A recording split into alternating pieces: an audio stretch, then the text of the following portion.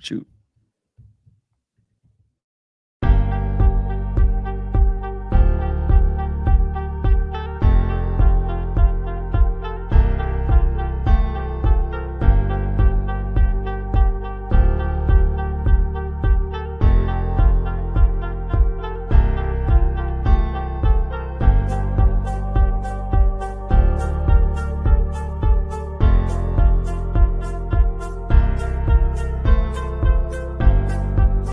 The Bostonian is Matt Perrault. This is our city.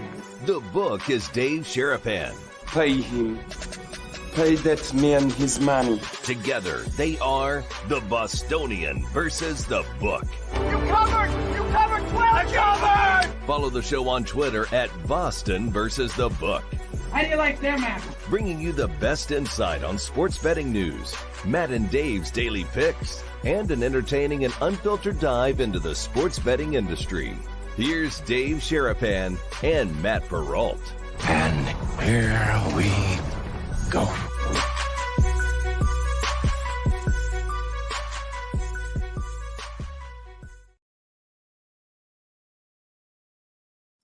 Happy Tuesday, guys. What's up? Welcome into another episode of the Bostonian versus the book. He is Dave Sharapan. I am Matt Perrault. We are live on YouTube and live on Twitter at Boston versus the book. For that, replayed on Sirius XM channel 159, Sports Grid TV. I watched the whole show on Sports Grid last night. I was like, you know what? This show looks really good on TV. I really like it a lot. Sounds good, looks good. Will does a great job with editing everything together. It looks nice. Post championship for Michigan. Dave, how are you on this Tuesday? Good. Feel like Harbaugh, listening to people talking and all these other things. I am not going to lie, I fell asleep in the late first half. I dozed off, and then that halftime shows forever. But good. We're on to college basketball full on. We've been on hockey. We talk hockey on the show. Hopefully you like it. If you don't, swipe right. I think that's the side you go to when you don't want to be involved. I don't know if it's left or right. Swipe left. Oh, you swipe left for I don't want to be involved in this? Okay. I think left is when you don't, right is when you do. That's fine. And then, NBA's in full swing. We'll discuss that. I got a question for you before everybody gets in, and they're coming in now. And again, we'll have a big influx of people in 30 minutes. Apparently something ends at noon or noonish Pacific, 3 o'clock Eastern, and a bunch of people come in. Thank you all for being here. Hit the like button, hit the subscribe button. Number goes up every day. Thank you. What's the going rate? I think we've discussed this before, but what's the going rate for a tooth for a kid? What is the going rate? Oh, you when mean a kid loses a tooth? Oh, my parents. Yes, we had newly born little Chef Benny, Emily. Yeah. He's a new dad. He's got he's got years to wait for kids losing teeth. But we just had a big, I nicknamed the little one the dentist yesterday because she pulled a tooth out. I didn't even know it was loose. She came downstairs and said, "Crack out." Well, I listen. The gap in there was like this big. It was gigantic. It's one in the back. Oh, it's a molar. It's one of the kid's tooth in the back. Yeah. Okay, she's getting her big boy teeth in. Okay. What's the going rate? See, I have one child. Okay. So the tooth fairy in my house shows up with, a 20 spot for the first and either in 5 to 3 for everything else. Okay. We'll put it in the chat because there's a bunch of people in here. We got dads. People told me I'm nuts stuff. They say $1. They say it should be $1. First tooth is a big deal. You hit them with big, and then the next teeth, it's one. Some people say 50 cents, but you can't buy anything today with 50 cents. So, well, exactly. Like they don't even know what the coin is. Like they don't even know what the coins are. Remember, this is a quarter, this is a dime, this is a nickel. And I'm not talking gambling terms. A dime is 1,000, a nickel's 500. Our friend Pride says to you, Dave, it depends if I'm having a good week or not. This is the issue, right? Or like what you did, you established early the market, right? Yes, First tooth, you lose 20. It's kind of a bummer when you lose the next tooth and it's a 5 or 3. What are these singles? What is this? But I got the case made that it should be another $20. And I was like, a 20 for a tooth. No. Or Roblox money. What's the difference though? There's still $20 is $20. Understandable, but Buying the $20 of was, Roblox or $20 in cash, there's no real difference there. Both is out of your pocket, $20. yeah. Well, people from all over the country, all over the world watching the show. We got Deuces down there. I see you, Butchie. You be in here, be nice. Listen, I know you're sitting in there watching the board not move because everybody takes the day off after the college football playoff. So I know you're working, but you're sitting there watching a ticker and watching the boards, and that's good. You should be doing that. That's what people are doing in books. A lot of people are, boom, taking a week off this week, going to faraway places and relaxing. But what is the market rate? $10 for the first and $5 for everyone after that from Sports Avenger. Yeah, don't mind that. $5, Joe the Fat Panda. Tooth Fairy's affected by inflation as well. Is it? True. Yes, I would say yes. Geez, John said in the 50s it was 25 cents. Yeah. I mean, for me, growing up, it was 25 cents. Quarter. Yeah, I got a quarter for a tooth. I remember. He explained that last night, and the 9-year-old didn't believe it.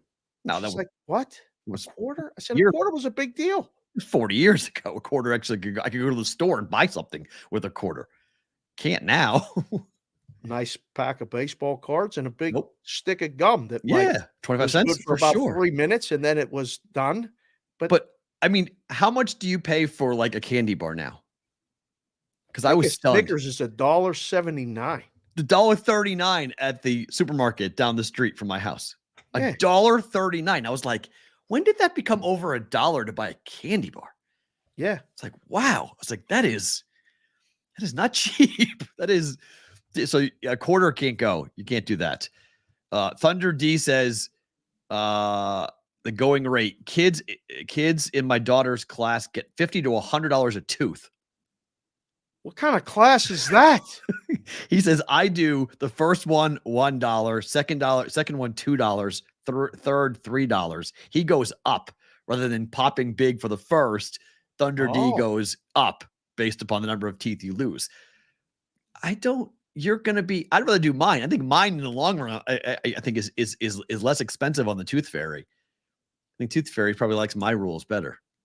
I don't know. Because you can get to like the 10th tooth and it's like $10. I'm paying $19 for 2 teeth now. Like it starts to get up there. I mean, they're going to lose the full set. Thunder D says 100. Thunder's like, I'm in Orange County. No kidding. $50 or $100 a tooth. Dang. That is excessive. Joke. That is excessive. Well, Skip DeFabry. Hi, Skip. Good to see you, Skip? sir. It was great seeing you. Got a lot to talk about with Skip. We had a good brief discussion. There was just too much going on. But Skip said he got 100 a tooth growing up. Holy. 100 a tooth. And Skip's a good-looking dude. Like, we got to meet him in person. He's like, but 100 a tooth. No, I got a quarter. I got nothing like that. So, yeah. So, did you know what the end result's going to be? Oh, they shook me down. You agreed for 20?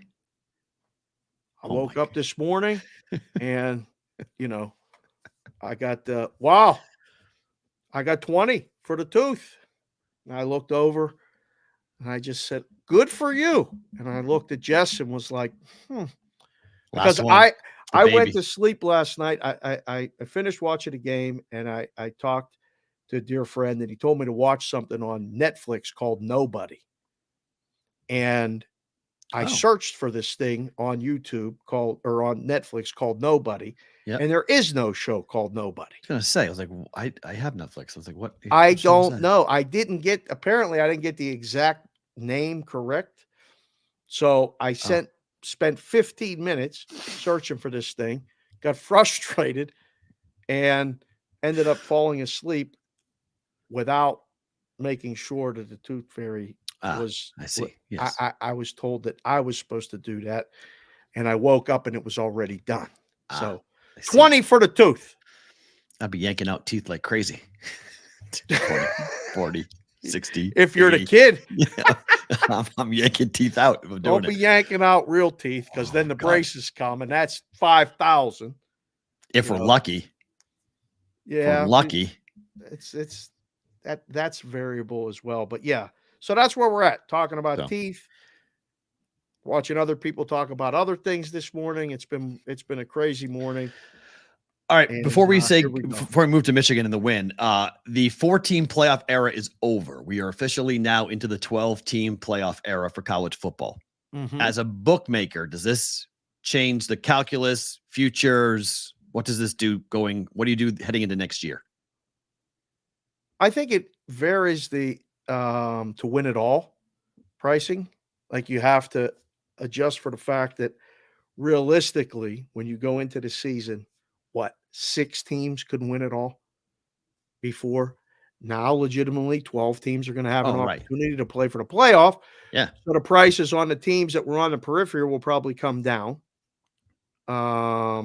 Especially, isn't it more likely that teams that play in, bad group of 5 conferences, if you're a good group of 5 team, you're going to most likely be in the playoff? That's fine, but like a team like Liberty this year, would they have been in the playoff? Yes. Okay, you don't have to worry about Liberty winning at all. They're not winning. They could win 1 game. They're not winning 4. And sorry to you people that are fans of Liberty. They could take out if they were the 12 seed, they could take out the 1. Like, it could change they're not going to win it all, but they could knock out somebody in the bracket that changes the entire dynamic of it. True. You know what I mean? Just win 1 game. They win that miracle game. All of a sudden, Boise against Oklahoma in the Orange Bowl a bunch of years ago. Yeah. And you get that miracle performance. It changes who is going to play for the national championship. I'm fascinated by it. It's going to give me pause. I'm going to have to do some different research as to path to win the championship.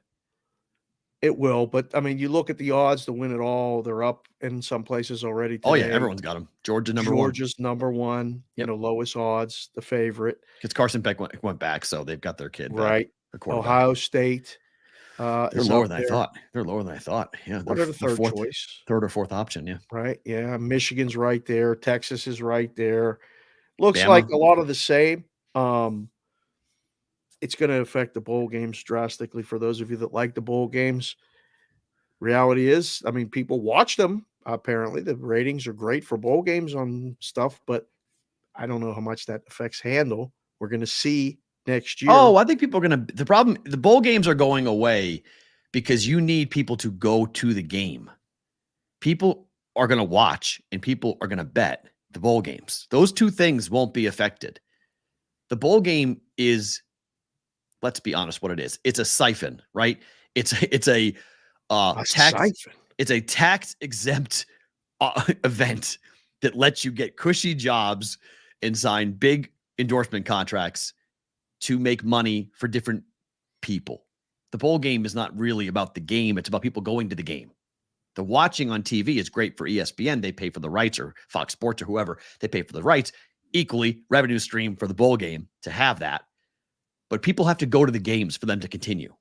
And people are not going to want to travel from, Iowa to Arizona or whatever to watch a 35-0 bowl game.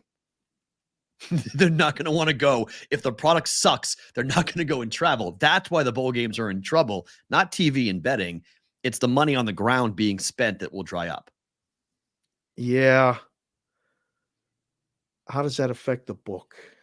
It doesn't affect the book at all because people are going to still watch and still bet. That's why I kind of laugh when people are like, look at the revenue. Sorry, look at the ratings for like some Tuesday evening bowl game. And I'm like, people want to watch live sports. We know this, but the bowl game won't exist anymore because they need ticket sales and they need people to go there for the hotels and the restaurants. Do they though? Yes. Okay. So we're going to go and play like COVID. We're going to play it in front of nobody. Well, no, but you can't control whether people go.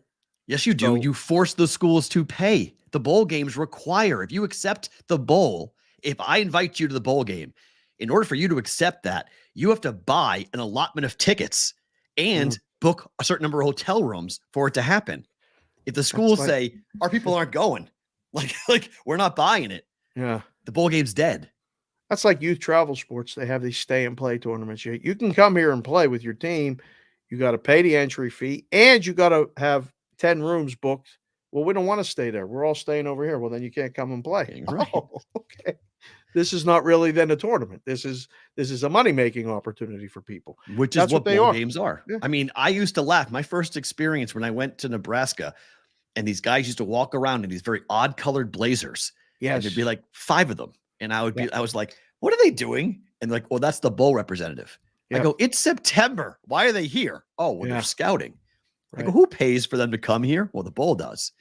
The bowl sends these guys to a Big 12 game in September. It was when Nebraska was in the Big 12. Like a Big 12 game in September? They're like, yeah. I'm like, that's a hell of a gig. It's a free vacation.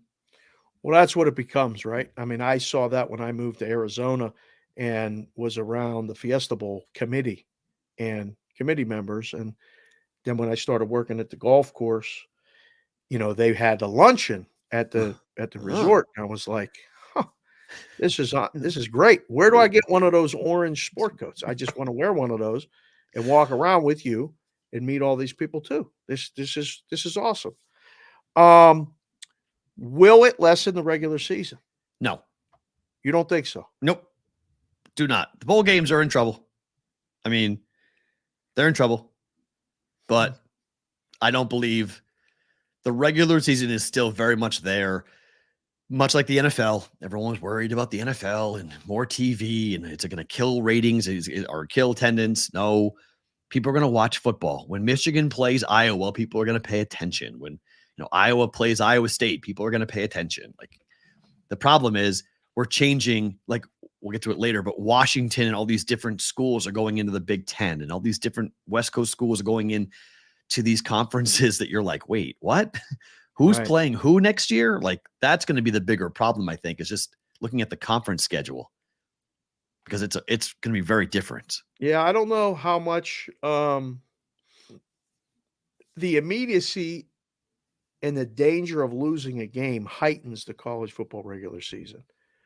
And now with the ability to have 12 teams in, I think now a lot of one-loss teams, it's not the end of the world. Like they can still get in. 100%. This might be the only way for Penn State to get in. Oh, for sure. Absolutely. It definitely gives opportunities for schools the next tier teams. Yeah. In Absolutely. each conference, the door is open now. Agreed. And which is better. It's a successful season if you get to the playoff and you get waxed in the first game. Yes. It is. Sure. It's not, I mean, so it's like better. The NFL playoffs, if the Steelers, they've won more of the games than they lost again. Yep. They're 10-point dogs at Buffalo. They go and they lose by 17, 27-10, and never in a game. That's a successful season? To me, it is. College, it is. To me, in the pros and in college, it both is. Yes. Okay. You made the tournament. You get to feel playoff atmospheres, playoff experience, playoff jitters, and you're playing without your best player. So you get a chance to play without. Poll. Put the first poll up. Are you excited about the college football 12-team playoff? Yes or no? That's very simple. When you watch the show live, we put up these polls, get instantaneous feedback. You guys can come in and put your opinion. You guys, as long as you mostly agree to disagree and have an intelligent conversation, you can stay in the chat, which we value tremendously. It's the lifeblood of the show. Talked about it many times. I mean, hey, just real quick, pause, Dave. Yes. Landon, I want to shut you out here. It says, tough day for me. Just got fired from my job for 9 years. So petty bleep. But there's always better things to come. Love watching the show. It helps me relax. You're going to be good, dude. You're going to be good. Okay. Things may look dark and nasty, but it'll work out for you. It always does. Is that Landon, our guy in Hawaii? I don't believe so. No, it's ILE. Landon Higa is our guy over in Hawaii. Higa, right. We got a couple Landons. This is a different Landon, but I just he just said that in the chat. So I wanted to recognize him for a second and just say, hey, thank you for being here. We appreciate you coming here to absolutely get your mind off some tough stuff. But, I always believe that better things are around the corner. When those nasty times are coming, there will be sunshine again. And you don't see them. No, that's like, you can only see a lot of the bad, and you're dealing with mostly the bad. So know that once the storm clears, hopefully there is something there and it will be okay. But thank you for being here. Yeah. And if we can provide some sort of, he said, we help you relax. You guys help us relax. This is huge. So same thing. Yeah, right back at you. Right. All right, what happened last night? Michigan won their third national championship ever. They beat Washington 34-13. Game was never really in doubt. Game was never really close. That was as big of an opening round punch to the mouth that I've seen in a college playoff game in a while. And what had happened in previous games in which the team that got whacked early, they got off the mat and they made a game of it. Washington never really did. That was never really a game. They had a couple of moments where you thought they might get into it. They got it down to 7. You thought that they might be able to get close. And then every time. Was the holding penalty that egregious? Was it that bad? Which one? Well, there was a zillion of them, but the one when they were down 17-10, completed a pass, because I didn't see it live. I mean, I only saw the highlight, but what did you think? If a guy is running past you and you grab his jersey and you pull him to the ground, just because you didn't do the traditional hold and pull, guy was going, the Michigan defender was coming around, offensive lineman grabbed him by the front of his chest plate and ripped him to the ground. I mean, it's holding. I mean, that's a penalty. So yeah, the inconsistencies of the calls, I'd have a bigger problem just with what was a foul and what was not last night if I was Washington versus whether or not that holding call on the long pass play should have been, called or not. I thought it was holding. It's so crazy when you watch the game and you're on the social media and you feel like you're watching a game with a lot of people, which is fun. Mm-hmm. You get the negative so much. Like the whole thing is just so like, I don't know. Because everybody in gambling Twitter was on Washington. Yes and no. There was a lot of people that were very smart and, had Michigan and had Michigan futures. But and they weren't on Twitter yelling about it though. They weren't the ones going like they were good with it. Like me, I wasn't freaking out last night over it. It was like, okay, it's, I would have made that call. I had a bigger problem with the Michigan defensive backs being able to do whatever the hell they wanted to the wide receivers than I did the offensive line. Well, see, and this is what I've talked about for years, the inconsistency of it in general, and how I know it in hockey. I've seen it. The regular season is different than the postseason. And in the postseason, there's less penalties called. There's definitely less penalties called in crucial moments. And a game's decided on the ice by the players. Are you good with that? I am. Okay, I am too. I am. I'd rather it that way than it didn't get over officious. Agreed. And, call too many flags. It just messes up the flow of the game. Mm-hmm. I just want to watch the game. Mm-hmm. But Michigan knew that. Michigan knew that. You play to the advantage. And they did. Now, they had a couple big plays early. Got a 14-3 lead. And I'm watching the game. And I think it was Herbie that said it, like, this is their largest deficit of the season. Uh-oh. Yeah. Uh-oh. Now what? And it got back to within 7. But when it was 14-3, I'm like, they haven't been down 11 points all season. They didn't trail for much of at all. Like, it was like the Oregon State game they trailed for a little bit. And like, I think the first Oregon game, but they played with the lead. I mean, they talked about it in the pregame show that like the way when Washington gets the lead, they take the play clock all the way down to like 2 every single time. They sit on the lead. They make the game shorter. They never got the lead. And I was watching a couple of guys who were former NFL offensive linemen and they were on Twitter and they were talking about just how basic the run plays were that Michigan was scoring on, that Washington just wasn't ready for the moment. Like it was too big of a moment. The mistakes that were being made were very basic by Washington. The blocking schemes were not exotic. The play calls were not crazy. This was just basic smash mouth football. And that Michigan offensive line, the same offensive line that I talked about in July and why I bet on Michigan to win the national championship, they just mauled them right out of the gate. Yep. And Washington was like, oh my, we haven't seen anything like this before. They made adjustments. They got better. But in the first quarter, they weren't ready for that Michigan offensive line. Yeah, Michigan earned it. I don't think that you can take anything away from them. They were more physically dominant. They broke a couple big plays. They got the lead, and they played to their strengths. Penix got beat up. He did. Bad. I mean, he was by the end of the game, he was holding his side, and it was like, man, this dude keeps. We talked about it yesterday. I But- said, if Michael Penix can't stay healthy, he can't stay upright, they're in deep trouble. And that was the award-winning offensive line for Washington. And I think that people like me who went and were worried about that, because I was like, I said it a week ago, I'm like, I feel like a Michigan blowout's going to happen. And then I did a dive deep, and I was like, you know what? I think Washington's going to be live. They're going to be in this game. And then I watched the game, and I was like, nope, my first gut reaction was right. Like, they can't handle this. They got mauled on both sides of the ball. The offensive line and defensive lines for Michigan were the story. And remember when Bama was really dominant? Like, they would have like multiple first-round picks on the offensive and defensive lines. That I can see Michigan, if Harbaugh stays, I can see Michigan really starting to become a dominant team in the trenches. Jim Harbaugh has done an amazing job of rebuilding Michigan into being that type of dominant force. Yeah. It's where the game is won. And then after the game, Harbaugh proclaimed that Michigan is, quote, innocent. Let me just, if you have a question, let me just go ahead and clear it up. And you can confirm this, Dave, because you've obviously been through this.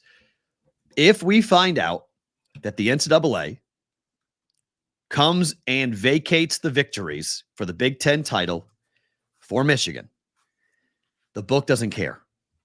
You paid out your ticket. No one's coming to take your money back. It's done. Okay. It's over. Doesn't matter if they pull the banner down. Okay. Oh, yeah. It got graded last night, and you've won your ticket. So don't worry about it. If you have a Michigan future, people were asking me going like, what if? It does not matter if Michigan loses every game on paper after the fact. Doesn't matter. They can't take away the championship, though. Remember, the FBS National Championship is not given out by the NCAA. Only the FCS Championship is. That's why it's called the College Football Playoff National Championship, not the NCAA National Championship. They have no jurisdiction over it. So it doesn't matter what Michigan did. It doesn't matter what sign stealing. Doesn't matter. But Harbaugh claimed last night that they are, quote, innocent. Loudly saying they are innocent. What happens if we find out they were not? Does that change anything about the victory from last night? I mean, it might in some people's eyes. The game's over. I'm on to, like Belichick said, he was on to Cincinnati. I'm on to, the Memphis Grizzlies and how that affects that. And Right. I'm on to, the Kraken being small dogs today in Buffalo. Like, I'm already looking at the next thing. The book is too. The bets are graded and it's over and done with. It was an overwhelmingly gigantic favorite. Excited for the 12-team playoff. You guys that voted, thank you. Really? Yeah, 80, it's 80%. 82% Wow. to 19%, which again is because of the percentages. That's actually more than 100%. Is Harbaugh staying? Yes or no? Because we got a lot of Michigan guys. We got a lot of Detroit fans that watching the show. Is he staying? Let's play this out. leaving? Let's play musical chairs for a second, okay? Well, I'm just waiting for your Vrabel already to. Well, right. Okay, that's what we're doing. So Mike Vrabel gets fired this morning. Bill Belichick was not fired yesterday because Robert Kraft was waiting for the Titans to fire Vrabel. Vrabel gets fired. I fully anticipate in the next 24 hours, there'll be a press release that will come out that will state that Bill Belichick and the Patriots have agreed to mutually part ways. And I do expect to see Mike Vrabel as the coach of the Patriots by Monday of next week. We'll have the hiring. Tuesday, because there's a Monday Night Football. Okay, so Tuesday, Mike Vrabel Unless they, do it in between, but Yeah. I don't think they will. I don't think it happens this week. It is a home run hire. It is the perfect change off from Belichick to Vrabel. It is written in the stars. And Titan fans who told me a week ago, we're not firing him. He's ours. No way. Hands off. I was like, you're going to fire him, guys. And Tennessee media right now is like aghast. They're like, aghast. They're like, what did you do? You gave the guy a horrific roster. In 6 years, over 6 games, things went south for him. He was in the running to win the division and make the playoffs, and then they fell apart, and now you fire him? Titan media doesn't get it. I think Mike wanted out, and I think ownership knew that Mike wanted out, and Mike wanted to go back to the Patriots, and they said, you know what? You don't want to be here? That's fine. Go. We'll go get somebody else. Marcelo Unda just came in a chat and said Vrabel's going to the Commanders. Maybe. I mean, Really? you can say that. I mean, nobody knows. Only Mike Vrabel knows. But the report that came out yesterday from the Bleacher Report that Mike Vrabel wants to go to the Patriots. I mean, maybe that was a head fake and to get more money out of the Commanders or something. I mean, nothing is real until it's real here at this time of the year. This is all innuendo and smokescreen this and smokescreen that. But I think Belichick's out. I think Vrabel's going to the Patriots. And then Harbaugh to the Chargers would seem to be the most logical move because Belichick, the entire NFL is waiting on Belichick's decision. There are so many of these like things to fall based upon what Belichick does. Harbaugh was talking last night, though, like he was going back. That's why I want to ask the people that are watching the show. Here's the early influx. There's triple digits people in the chat. Is Harbaugh staying or leaving? Put that in the poll. See what people vote, because I'm curious, because I really don't know. I think he's staying, but man, the firestorm, it's coming. I don't know. I really don't know. I'm the first one to say, nobody knows Squadouche a lot, and I have no idea what he's doing. And I mean, if you're a Michigan man or fan or woman or whatever, do you want him to stay? Of course. I think it's a no-brainer. Yeah, I mean, there's a lot of people that are very happy, that root for Michigan he didn't coach in 6 games, Perrault. Yeah, I mean, look, the AD was asked last night. I want to keep him as our coach. So, I mean, the AD was asked point blank, said, I want to keep him. So, I mean, I don't know what else you're supposed to say there. I mean, you say, no, I just won the national championship and we don't want you to stay. But he was asked kind of point blank about what comes next. And he was on with Scott Van Pelt last night. And he said, normally I have the guys working out 2 or 3 days after the bowl game, and I'm going to give them a week off now. Right. And there's 2 ways of seeing that. The first is he's staying. He wants to celebrate. The other is he's leaving. He wants the 1 week to be able to explain to the guys why I'm leaving.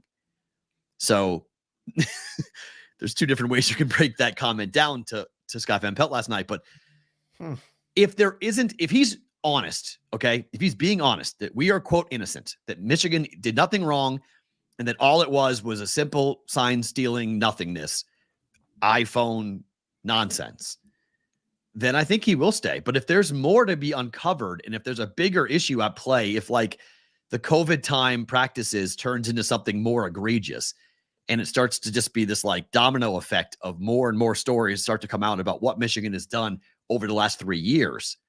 This is the Pete Carroll playbook. cheat, win the national championship. I'm out. I'm going to the NFL. Right. So that's very possible. But again, if he's being honest and that, quote, innocent is real, I think he'll go back. I think he'll stay in college because my goodness gracious, did you see his dad last night? Oh, it was awesome. Jack Harbaugh is such a joy. He's such an awesome human being. To listen to that guy talk about how proud he is of his sons and how he's pure joy. I need more Jack Harbaugh in my life. I love that guy. Right. Yeah, that was fun. I mean, seeing, again, I said it before, and those of you that aren't parents yet or may never be, it's a different feeling watching your kid succeed in anything. I mean, watching your kid get up and walk for the first time, right, gives you a feeling of like, wow, let alone getting good grades in school or succeeding in a career, having a good day in a sport or a recital that'll bring you to tears. Just won the national championship amidst a firestorm. The other son is the number 1 seed in the NFL. It's a pretty good day. That's a pretty damn good day. The best comment he said that Jim said was, I can be at the big boy table now because John, my brother, beat me in the Super Bowl and his dad won the FCS national championship.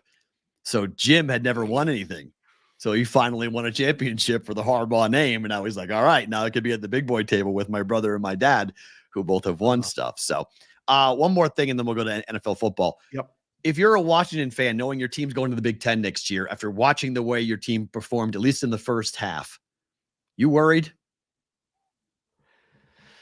Isn't there going to be a lot of turnover there? Aren't they losing a lot of guys? Yeah, Michael Penix is gone. I'm just talking about straight style of play.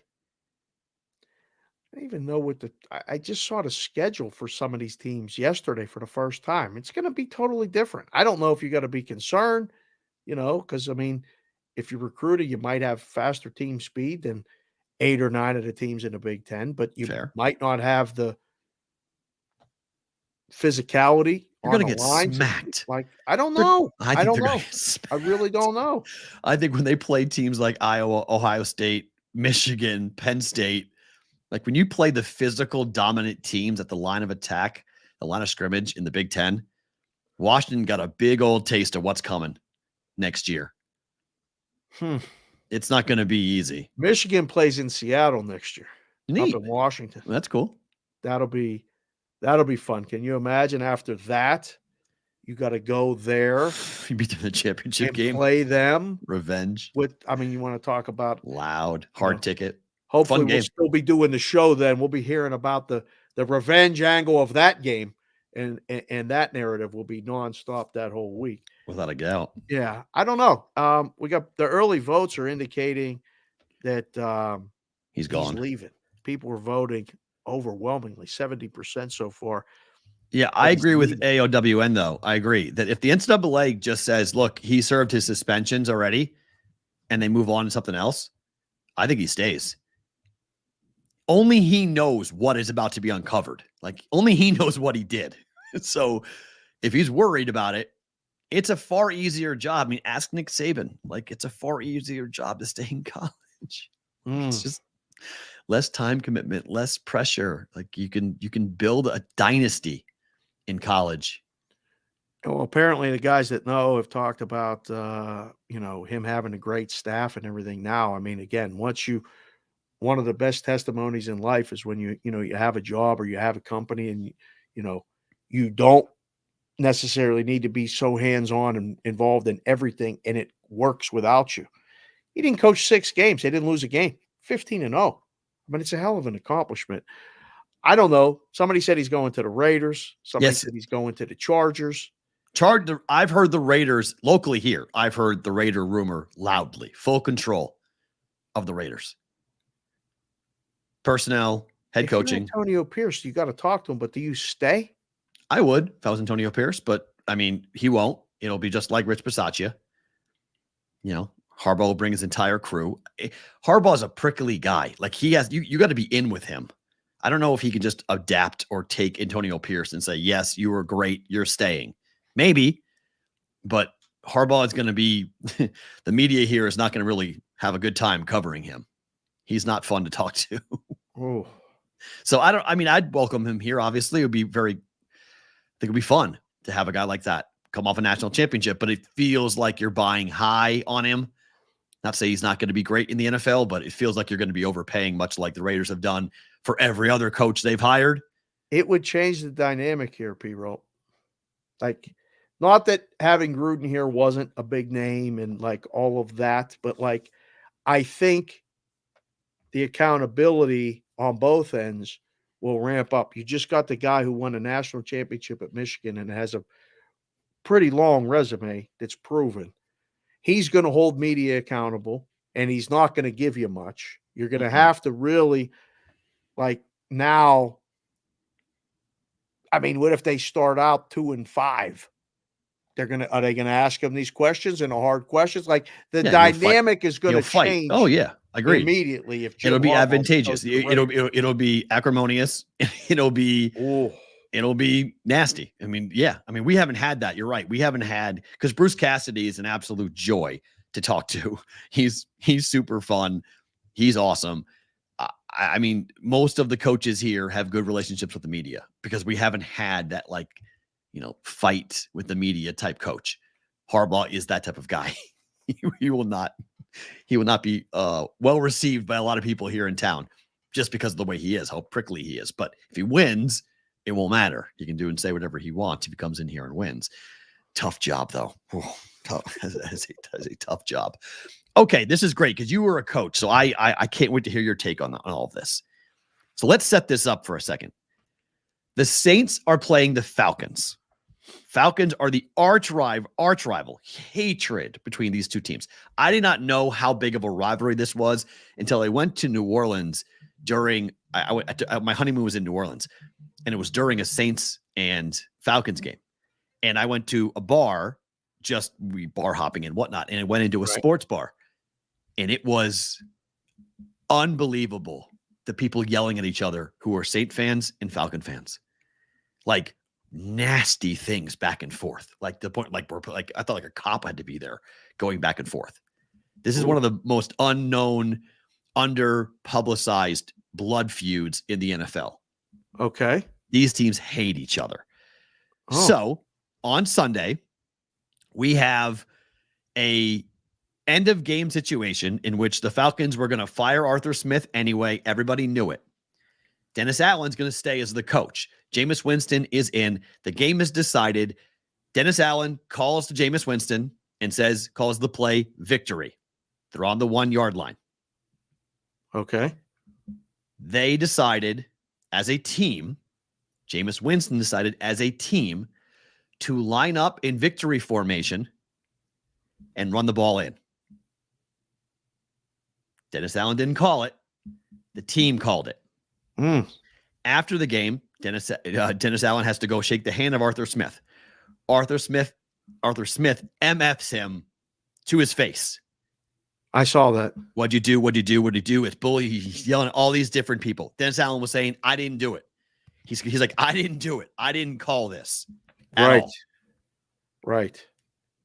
Do you have any issue with a team not listening to their head coach and running a different play to score a touchdown for a guy who had scored 17 touchdowns last year, but had not scored a touchdown yet?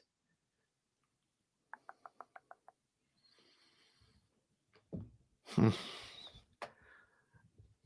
mean, you called the play. You're just supposed to just follow the rules. Like just the play call came in. And Jameis, do you think Jameis is going to be back? Well, this is what was said from Jimmy Graham on social media. Jimmy Graham said, quote, "Get off. Jameis Winston's back. This man's the best teammate I've ever had. Loves this city, this game, and embodies everything you can ask for in a leader. Was a rare situation, and we all take responsibility. Nobody thought it would get blown out of proportion. Also, F the Falcons." Jimmy Graham on Twitter. I bring this up because of gambling. Why? So let's talk about this for a second. You're Jameis They Winston. were already blowing them out, right? Correct. Okay. What if Jameis Winston knew what the total was?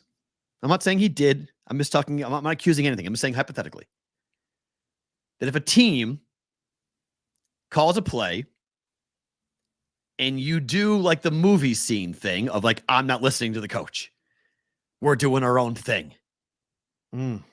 They did a deceptive play. Like, it's not like they lined up and showed we're trying to do the FU touchdown. They lined up in victory formation, and then they handed the ball off. Right. No problem. You have no problem with this? If your team did this, you'd be cool with you as a coach? If your team just told you to screw off? No, absolutely not. But it's such a weird thing at the end of an NFL season where guys are doing their own thing. Like they're playing these games for real, but they don't mean anything. But they do to people that bet on them. They do to people for their next job. I mean, word gets out that like, hey, yeah, we called victory formation and that they ran our own play. Who decided that? Jameis did. And Jameis stood there. I sent you that interview, as you saw or not, but Jameis stood there with the media being asked, what did you do that for? Right. And his answer was just like, because I wanted to. Yeah. Like there was no other reason of like, we all as a group decided to do this. And everyone's like, but your coach told you not to. And he's like, yeah. So like, wait a minute. Like that's insubordination. That's Jair Alexander walking out for the coin flip. Like, I don't care what the coach says. I'm going to go do the coin flip. Like your coach tells you to take a knee and instead you run the ball in. it opens up so many questions, not just the insubordination side of it, but again, from a total perspective, anytime touchdown perspective, like there's just different things that like you can't really do this in the NFL. And everyone's defending Jameis Winston by saying Jameis is a teammate, a leader. This showed leadership. And I don't agree with that. I don't think this shows leadership. I think this shows insubordination. Well, I think obviously there must have been a problem in between the sideline and him. Or no problem. Jameis said there's no problem. He didn't sit on the ball because he wanted to get a guy a touchdown. They wanted to score the guy who scored a touchdown had 17 touchdowns last year. He had none this year. They wanted him to score a touchdown in the last game of the year. They wanted to get a guy a touchdown. The coach said, I don't care about that guy's touchdown. Take a knee. Game's over. Don't do the FU touchdown. They lined up in the victory formation so the coach couldn't call timeout because he thought they were going to snap the ball and take a knee. So instead, they snapped the ball and then handed the ball off and ran it in. There's a disconnect between that sideline and those players. There's obviously, there's a Fugazi. Like we don't care. There's obviously a problem. Yeah, there's a problem. As far as being on the other side of it, you're just supposed to stop the other team. If you can't stop the other team, it's not on them to take their foot off the pedal. Okay, but if you're in victory formation, you can get flagged for running over somebody if you think that they're not doing that. Like it's an uncomfortable situation. Guys can get hurt if you're doing a victory formation and a defensive lineman blows a dude up. Like you can get flagged for that and fined for that because that you could hurt somebody if it's supposed to be just taking a knee where the white flag is up, game's over. You like boxing, you've done boxing, protect yourself at all times. That's boxing. I mean, you standing on an NFL field and you don't know what that other guy's going to do. You got to line up like you're going to get hit or you're going to hit him. I think every play. Again, I'm not advocating that Jameis did it. Getting a guy a touchdown, if I'm the coach, I'm like, look, like I know you want to get a touchdown. We're up all these points. This looks bad. This is going to come back to everybody. We have a discussion, and obviously the discussion went that way and said, line up and sit on the ball. I mean, according to Jameis, there was no conversation with the coach. Well, is anybody going to actually say what happened in this? Well, it was quick. It was a. Uh-oh. Hold on. You're frozen. Snap your fingers. Come on back, Jack. Oh, man, he got you bad. That was a long freeze. Mikey Awesome clipped that whole thing. There was no discussion because there's not going to be a discussion. Well, they were just told in the huddle, he called the play in.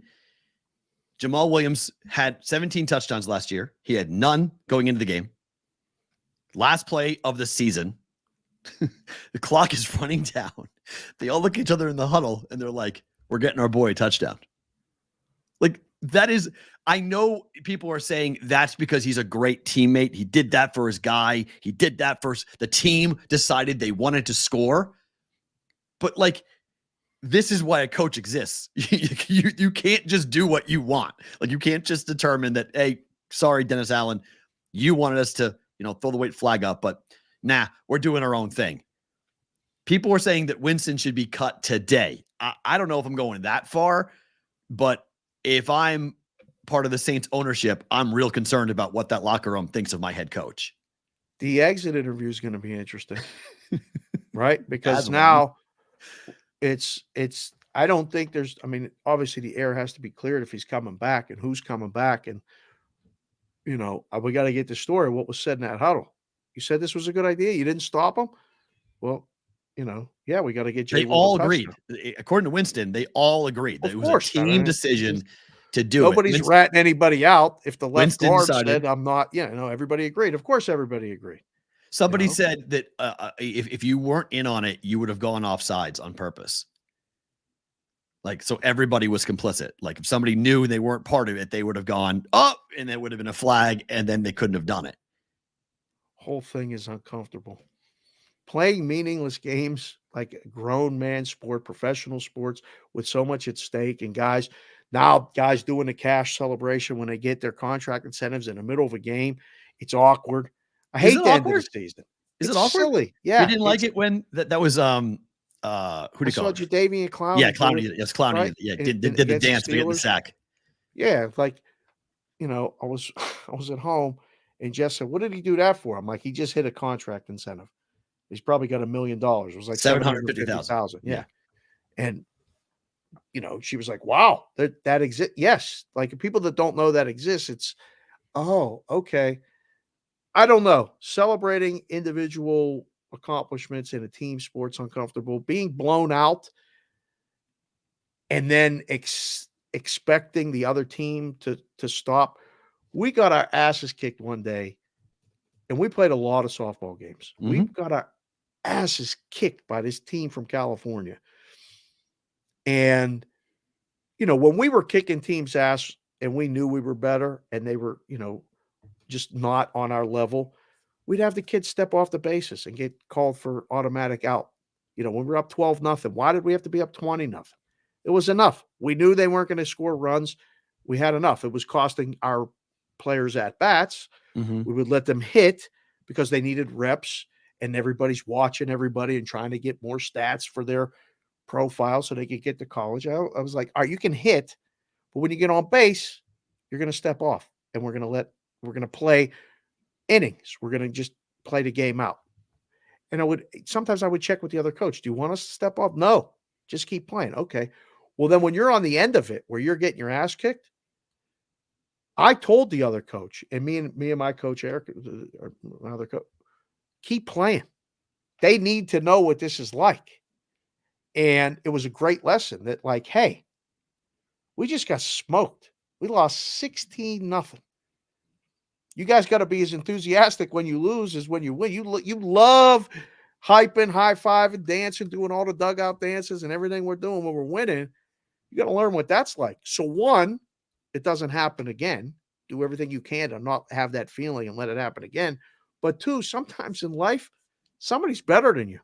You're going to get smacked in the face. I don't know. Is it fair if you take a victory formation and do it clandestinely and don't do it like what you're saying? Line up. If you are I'm cool with what you're saying. Line up, I formation. We're giving it to J. Will. Let's go. We're going to run the ball in. It's not what they did. Right. They did a victory formation, and then the left side of the line exploded off, turned around, handed the ball off to J. Will. He walks in for a touchdown because the Falcons are like, what the hell's going on? You guys were in victory formation. The game is over. You don't need this. What was that? And that's where Arthur Smith was pissed off. And then you put Dennis Allen in a spot where he has to go and deal with a pissed off head coach because Dennis Allen's like, okay, my kids just literally didn't listen to a single thing I say. I have no control over these kids to do whatever the hell that they want. This is not good. Right. So it shows their insubordination. I don't care if it was a team thing. Hey, it was a rah, go and get them. Well, that was the case. Why didn't they say, hey, coach, we're not doing victory formation. We're going to go and run the play and score for real and let the Falcons try to stop us? Falcons thought the game was over. That's my problem is the deception of it. It's like, don't line up in a victory formation and then do this, because if you had lined up for real, Dennis Allen would have gone timeout and he would have had the team come over and go, what are you guys doing? But he called victory formation, so he was probably not paying direct attention like most coaches do. Game's over. Take the headset off. Go around, shake hands, congratulate everybody. Good win, guys. Go to the what just happened? Wait, guys, wait. Extra point. What for what? Game's over. Coach, they scored. What do you mean they scored? Who called that play? Jameis is like me. Like that's a really big problem in that organization with the Saints than anything else in my mind. Marcella Unda, he's the Saints guy. He came in the chat just now and said, it's a rivalry. Yes, it is. Sorry for this curse. And I'll say sorry, Will, but fuck the Falcons. Well, that's what Jimmy Graham said. That's what Jimmy Graham said. He said the same thing on social media. And I get it. It's a rivalry. And somebody said to me, if the Patriots did this to the Jets, how would you feel? And I said, I would laugh because I hate the Jets. But the problem is that would make me go, oh no, Belichick lost the locker room. Well, that's what it says. I mean, that's the way I think you can draw that inference, and get to that conclusion. The guy's got no clout. He's got no power. They don't care. They're not worried about him. They don't care what he says. Like they're going to do what they want. I mean, it's anarchy now. Like if Winston is kept on the team, it's anarchy. Like the Packers suspended Jair Alexander for a game in the middle of a playoff chase for what he did. The season's over. Like, what do you do with Winston? How do you penalize him for doing this? Suspend him next year? That's a long time away. That's hard to do. Well, I would guess he's not going to be on the Saints. Ooh, that's the thought, right? But Saint people want him back. People are saying all sorts of things about Winston. This is why he never wins. This is why he's a loser. This is why he's a me guy, not a team guy, has no respect for authority. AOWN said, I've seen a few former players say that they had no issue with it, except that they ran it out of victory formation. And that's my problem too. Right. I'm okay with you want to line up and do what you're talking about. We're going to smack you in the mouth and you got to stop us. But they didn't do that. They went clandestine. They did it with a trick play. Like, what are we doing? Trick plays. Right. Like, come on.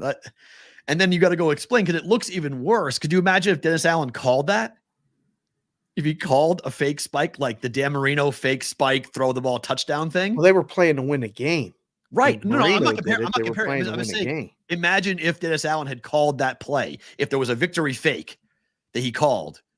Like he had to go explain to the media, like, I didn't call that. Like, I didn't call that. And the media is like, well, then who did? He's like, Jameis did. Like, talk about completely and totally de-pantsing your coach in front of the press.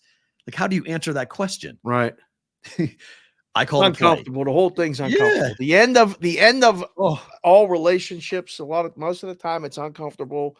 It's the easy thing to do is to take the snap, sit on the ball, and everybody go home.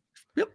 Sometimes doing the easy thing, or I don't know if it's right or wrong, but the way it was done, maybe not right, and it leads to questions, and I think the questions are fair.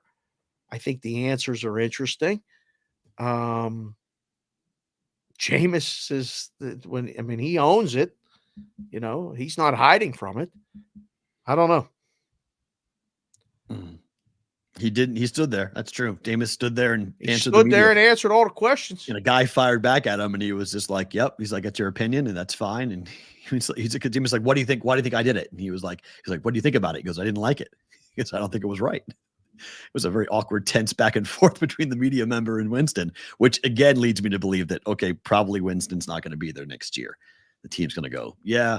Because you have to pick one, don't you? You're either picking Dennis Allen or Jameis Winston because they can't coexist next year. That doesn't work. If they do, there will be a lot of things discussed between now and training camp. We're going to have to sit down and ask and understand exactly what you did. And we're going to have to make a hard decision. But, we got a lot of guys in the chat that can see it one way. We got a lot of guys in the chat that see it another.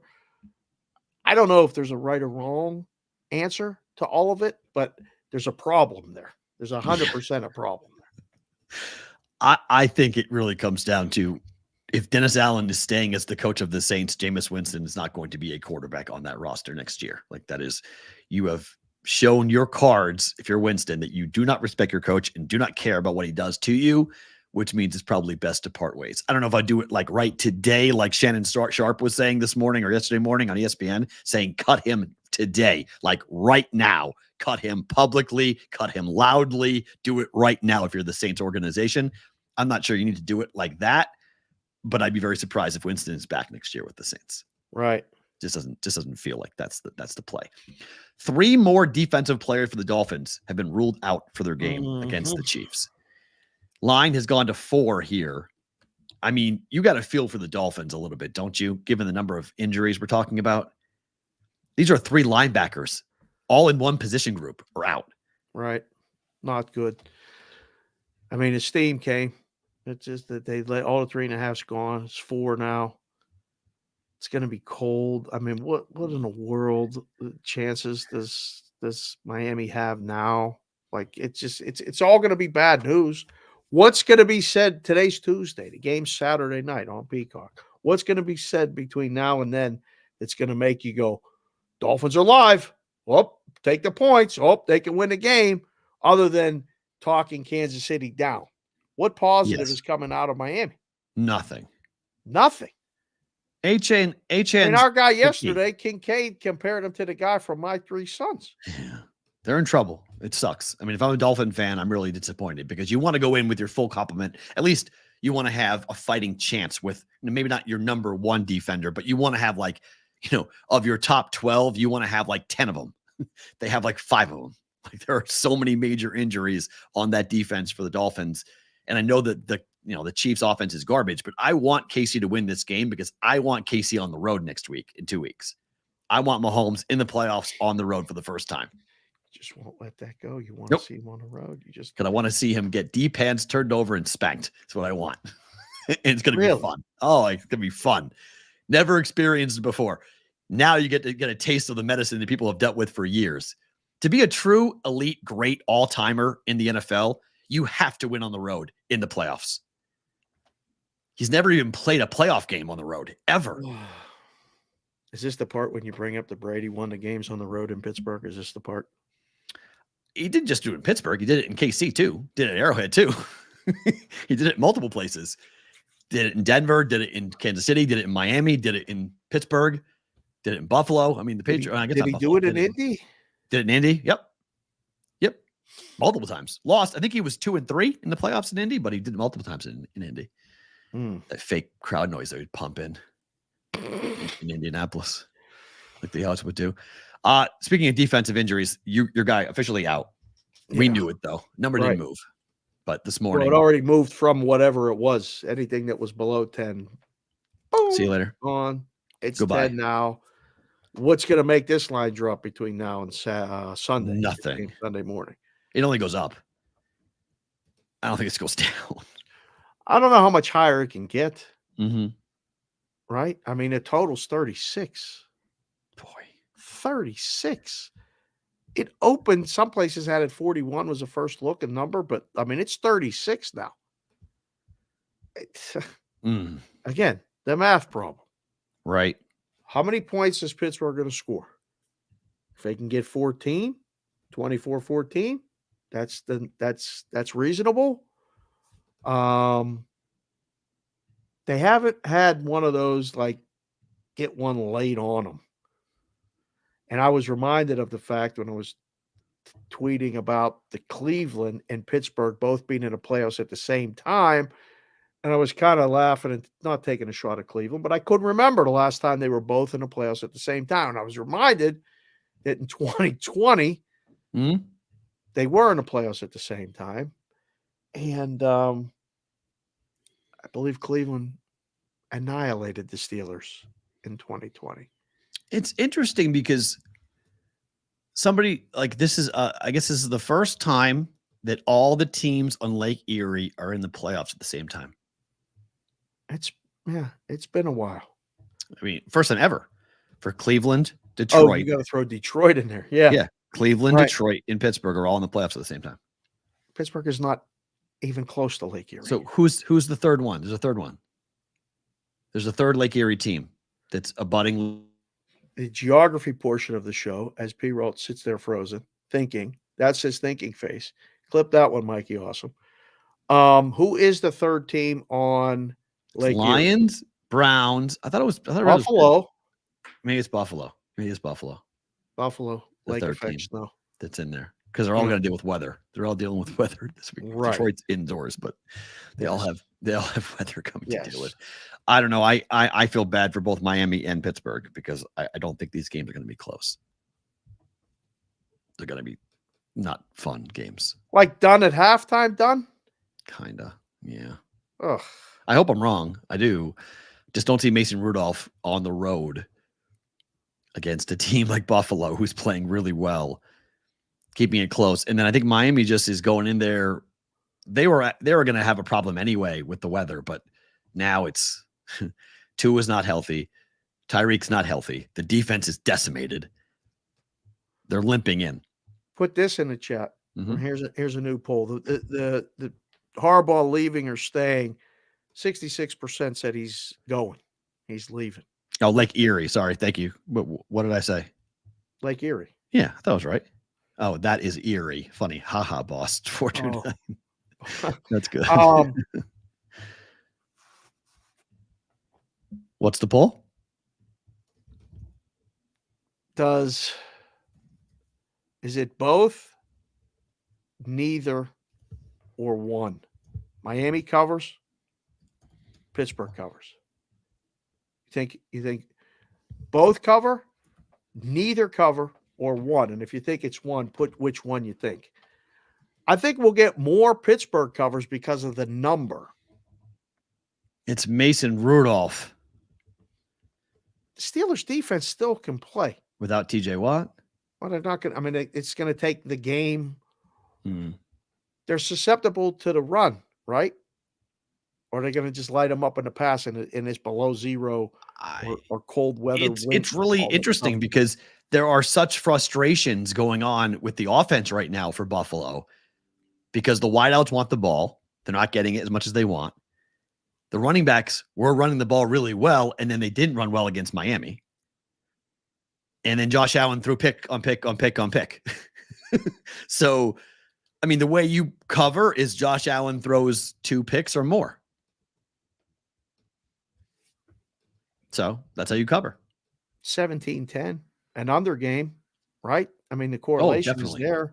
The under game, if it's an under game, I think the Steelers can cover. I would agree. Yes.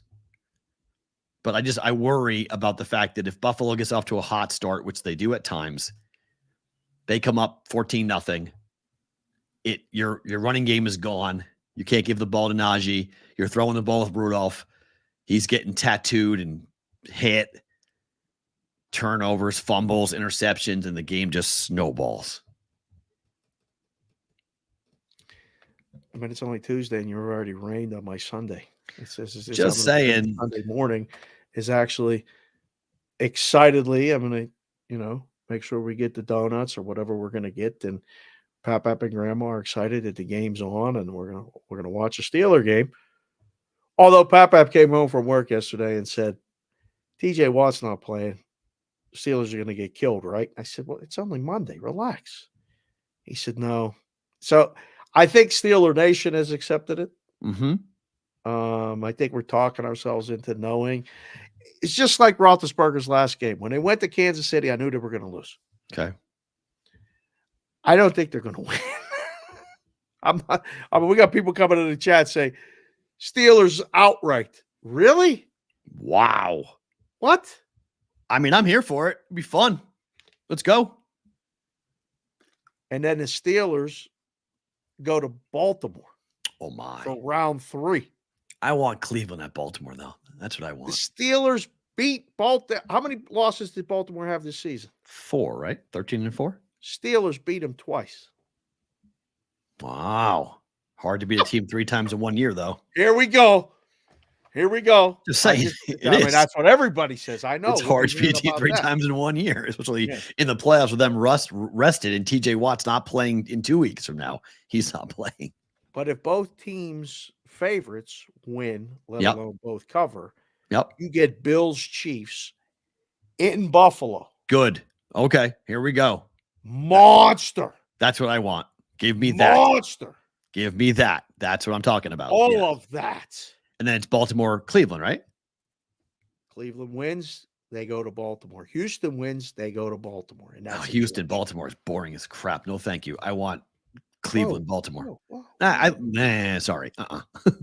For rookie coach. CJ Stroud, Lamar Jackson for the trip to the AFC Championship. No appeal for you? It's a layup. No, it's a layup win for I mean, it's good for my future. I mean, I prefer Houston over Cleveland, but from a viewership standpoint, I would much rather watch the Browns and Joe Flacco go up against the former Brown team in the Ravens and the former team he won the Super Bowl with in Baltimore. Like that is, you can't ask for a better game. That's incredible. Script writers are taking note right now. That's apparently what people are saying. Please, I hope we get that. Houston, Baltimore is boring. Better for my bet. Houston, Baltimore, Cleveland is. Think about that. Your divisional card weekend is Cleveland, Baltimore, and Buffalo, Kansas City. Oh, pretty good. Yeah, let's go. Pretty good. That's tremendous. That is so fun for a Saturday, Sunday. That is so good. Yeah, I'm all in on that because frankly, the NFC playoffs might be kind of boring. Like, What? I don't look, the Eagles are an absolute dumpster fire. They want their year to be over. The Cowboys might just roll at home, and then the Niners may just take apart everyone they play. So I don't know. If the Niners lose, I'm going to be really surprised. It's a pretty big choke job by that roster. They're going to be healthy and rested. They've been great at home. No matter who shows up, they should be able to beat them. Well, I mean, the storylines in the NFC are interesting this week, right? Yes. This Green week, Bay going to Dallas. Yes. That's Mike McCarthy. Yep. a lot of things working there, right? Green Bay Eagles, whether they fire their coach or not, if Sirianni loses. Oh, man. I don't know about all that, but they are so due for a get-right game. Can you get right this late in the year? I don't know. I don't know if that get-right game is in the I don't think you get right in the playoffs. I don't know if it is. Yeah, I don't think you have a It get might right be game in the just postseason. That's, know. Favored on the road against Tampa. I love what Tampa has looked like. Yeah, everyone's like, they were boring last week. They won 9-0. They shut out the Panthers. They won 9-0. They kept everybody healthy. I mean, that's as hot of a team. I don't want to play Tampa. I don't want to play Baker Mayfield, especially with a defense like the Eagles have, who can't. I mean, Mike Evans. You know, they just won 9-0 in a must-win at Carolina, right? I just said that. Yes. I know everyone's down on them because they won 9-0. I get it, but they still won the game. That's the facts. They won. They shut them out. They won. And then they killed the Saints the week prior. And I really have been wrong about Tampa all year, and I flipped it, and I'm back. I'm on board here. And Mike Evans is going to absolutely kill the secondary for the Eagles. Prop Mike Evans. Touchdown, catches, yards. Monster game. 44 is the total. You think that game plays to the over? Oh, how many points are the Eagles going to score? Starting to move down. How many points are the Eagles going to score? Got to answer that.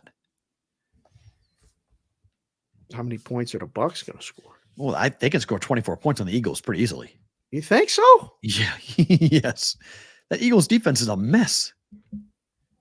Wow. It's a mess. So if we get the favorites to play out, I mean, the way it could go like this is Tampa wins. If the Rams win, Matthew Stafford Bowl is awesome, and beat Detroit, they go to San Francisco, and Philly, Dallas, round 3. That's fun, but I don't think Philly's winning. Okay, so Tampa wins. If the top 4 seeds win, you get Detroit going back to Dallas after what happened with the report, not report, and all that other stuff. Good game. Pretty compelling. Good and you game, get Tampa going to San Francisco after they went there in the regular season and got beat by 18. I think it was 38-20. And they didn't cover when all the rhombuses and parallelograms were on the Buccaneers that week. Right. They were all on them. So, I mean, that's an interesting dynamic. I don't think you would. I don't think I agree with that. The NFC playoffs are going to be boring if those are the storylines. I just don't know if there's upsets. Yeah, I went to Circa. I think the games are going to be boring. I think the games are going to be last night layups to go see if those walls could talk, because that was a CG book. And you worked there, right? I didn't work there, but I worked with all the people that worked there. Okay. And I used to go there and talk to them every day. And we had people betting there, and there was a lot of things going on at the Silverton. So to see it all squared off behind big walls, they're working on it, and it's going to open March. That's great. 11th is the target date. They have a temporary book set up over by the Shady something lounge.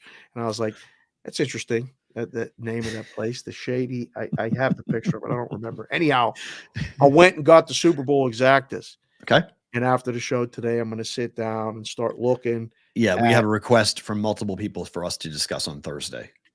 Different paths, different options, different things. Do it. If you think this team can do it, what would a price be, and all this other stuff. So we'll look at that. But I thought it's that time. Like it's who's going to beat San Francisco? Who's going to beat Baltimore? Nobody. Neither? Don't see That's it. it? Don't see it. So San Fran at Baltimore. Yep. That's like 3-1 and like 4-1 or something. That's it. Chalk. I don't think either team. I think the bye week this year is such an important piece. It's already decided. That's it. Not decided. Who's here is decided. I don't think who's Yeah. going to win. I'm not saying who's winning the game, but I think Oh, the Ravens are less likely than the Niners, but I don't see the Niners losing at home to anyone that's going to show up there. oy, oy, oy. If they were going on the road, yes, I would agree. Go to a place like Detroit, play the Lions. I would say the Niners might be susceptible to losing that game. Don't see it. Don't see it at home. It doesn't really matter who gets sent there to me. I don't see the Cowboys going there. We've seen that. Niners against them, against the Eagles, we've seen that. Like these games weren't close. These games were absolute routes. So you can say, oh, things might be closer this time. Maybe, but the Niners still win. So Detroit wins, they go to Dallas. Yep. Which means the other game goes to San Francisco. You Yep, get Tampa. Eagles at San Francisco. Easy. Easy? Easy. That's not close. Eagles are bad. Eagles aren't beating. They're not going there. Eagles are losing to Tampa. Tampa's going to beat the Eagles. Not sold yet. It's Okay. only Tuesday. I'm not sold yet. I like Tampa a lot in that game. Money line to win that game. Home field, take it. Eagles are on the road, outdoors. It's good weather for Tampa. Baker's going to light up that secondary. That defense is so bad for the Eagles. They can't stop any wide receivers, and they got two, Godwin and Evans. Big games. I don't think they win the next game, but I think they win one game. D Stout, 19, big friend of the show. Yeah. One of our Always farmers out there doing God's work on the earth, says the Cowboys will take down the 49ers. You heard it here first. Okay.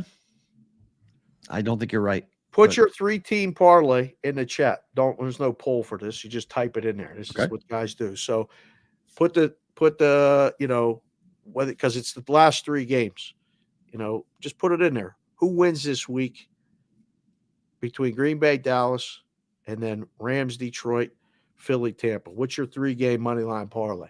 What would it be if I was to ask you right now? Tampa, Detroit. Start with the game that's played first, please. Green Bay at Dallas. Who wins? Dallas. Rams at Detroit. Detroit. And Philly at Tampa. Tampa. So you're a homer. This is a home. Playoffs. Right. Okay. That's why Well, there you go. So that just like that. That's why you play at home. That's why you play the whole year to have a home playoff game. Put your 3-team parlay in there. Dallas, Detroit, Tampa is Perrault's. Mm-hmm. I have a very strange feeling. I think Dallas wins. Mm-hmm. Right now, as of Tuesday, all the favorites don't win. I think the Rams can beat Detroit. I really do. I agree. Tampa Bay's not favored. So I would put No. I'm just saying my 3-game parlay would be Dallas, Rams, Philly. Okay. Right now, I think Philly wins. I don't know why. But they have more talent. There we go. The board. Dallas, LA, Philly, JC from KC. We're thinking the same. Clown MB3's got Dallas, Lions, Tampa. Here's your problem with the Rams, okay? Your problem with the Rams is the Rams defense is not going to be good enough to slow down that running attack and that passing attack for the Lions. Like, that's the problem. I love the Rams. I love Puka. I love Kupp. Kupp's going to be healthy and good to go. I love Stafford going back there and throwing all over that. I like the over in that game, definitely. But I don't like that Rams defense on the road. It worries me a lot. And I think Matthew Stafford throws picks. Goff does too, but I think you turn the football over. It's a big game for Detroit, man. I'm good with them winning. And I'm not like, that's the one I'm going back and forth with the most. Right now. I really don't know. But again, first instinct, put it in the chat. We got a lot of guys. This is crazy. I can't even keep up with this. Thank you for everybody putting it in there. That's the one that I'm not sure. It's a big game for Goff. It's a big game for the coaching staff. It's a big game for everything. They got a home game. And, JPC the fourth, Claire Check, and Daniel G, and all the Detroit guys and stuff we got watching that place is going to be unbelievable. They got all day to get lubed up. All week. They start drinking on Thursday. I mean, they're going to be they're going to be ready to go. Like they have been waiting. Super Bowl, Dave. That's what Belichick just came. He's in. right, and that's why I don't think the Rams go in there and win. Now, how do you get back up for the next week? Who cares? You win a playoff game. There is steps to this. Okay, this is a big step in Dan Campbell's career to step up. All I'm going to say, and I'll parrot what was just said in our chat on this and on Twitter by saying Campbell will 100% screw that up. Oh, geez. And I'll say that this game can't come down to a decision. Like, please don't come down to a decision, because I'm with who wrote that on our chat. I'm with Prop Toppers. I would be very concerned about Dan Campbell having to make the right decision at the end of a game for a playoff game to win. That would concern me. Just put that out there. But I do think the Lions win the game. They already got the word out for no Stafford jerseys. Is that what that said? JPC the fourth? Declare check. They're putting it out in Detroit. You can't wear a Stafford jersey. If you have a Lions jersey that says Stafford on it, you can't wear it. You got to put it away. You can't come in the building. Oh, these people are getting crazy there. I get it. Who? Benedict Arnold, you're no longer with us. You're against us. I get it. Like, yes. Team can't do it, but just don't beat anybody up for wearing a Stafford jersey. I can see that happening. The fights could happen for sure. Some poor guy, 65-year-old guy wearing a Stafford jersey gets tattooed by some 25-year-old. Like, please don't do that. Clarify that in the chat, please. Clear check. Is that what they're saying right now? You fans are. I mean, I guarantee that's like a sports talk radio thing. That's not, the team's not doing that. Well, no, somebody on the ticket in Detroit doing that is saying, make everyone put it out there. We can't do this. You're not allowed. It's getting real. It's playoffs, baby. Hell yeah, it's getting real. I love it. Hell yeah. Okay. Yesterday we talked to our good friend, one Mr. John Kincaid, who, when you asked about the Flyers, had this to say. They're surprised. I think the Torts is surprised. I think that Danny Briere's surprised. And I know that Keith Jones is surprised too, but they are not. I 100%. They're not going to waver off of that. This is a rebuild, and they have Cutter Gauthier, who you just saw, the sniper from Team USA in the World Juniors. He'll be here next year, so they're going to try to get him some games at the end of the year. About an hour after that came on, the Flyers traded top prospect Cutter Gauthier. After he told the team he didn't want to be a Flyer. Who did he trade him to? To the Anaheim Ducks. This trade came down yesterday. Jonesy said, quote, "You don't want to be a Flyer? You're not going to be a Flyer." I love Jonesy. I swear. It sent him packing after he had some very negative things to say about the city of Philadelphia, the team in Philadelphia. Decided, I'm not playing with you or for you, even though you have my rights.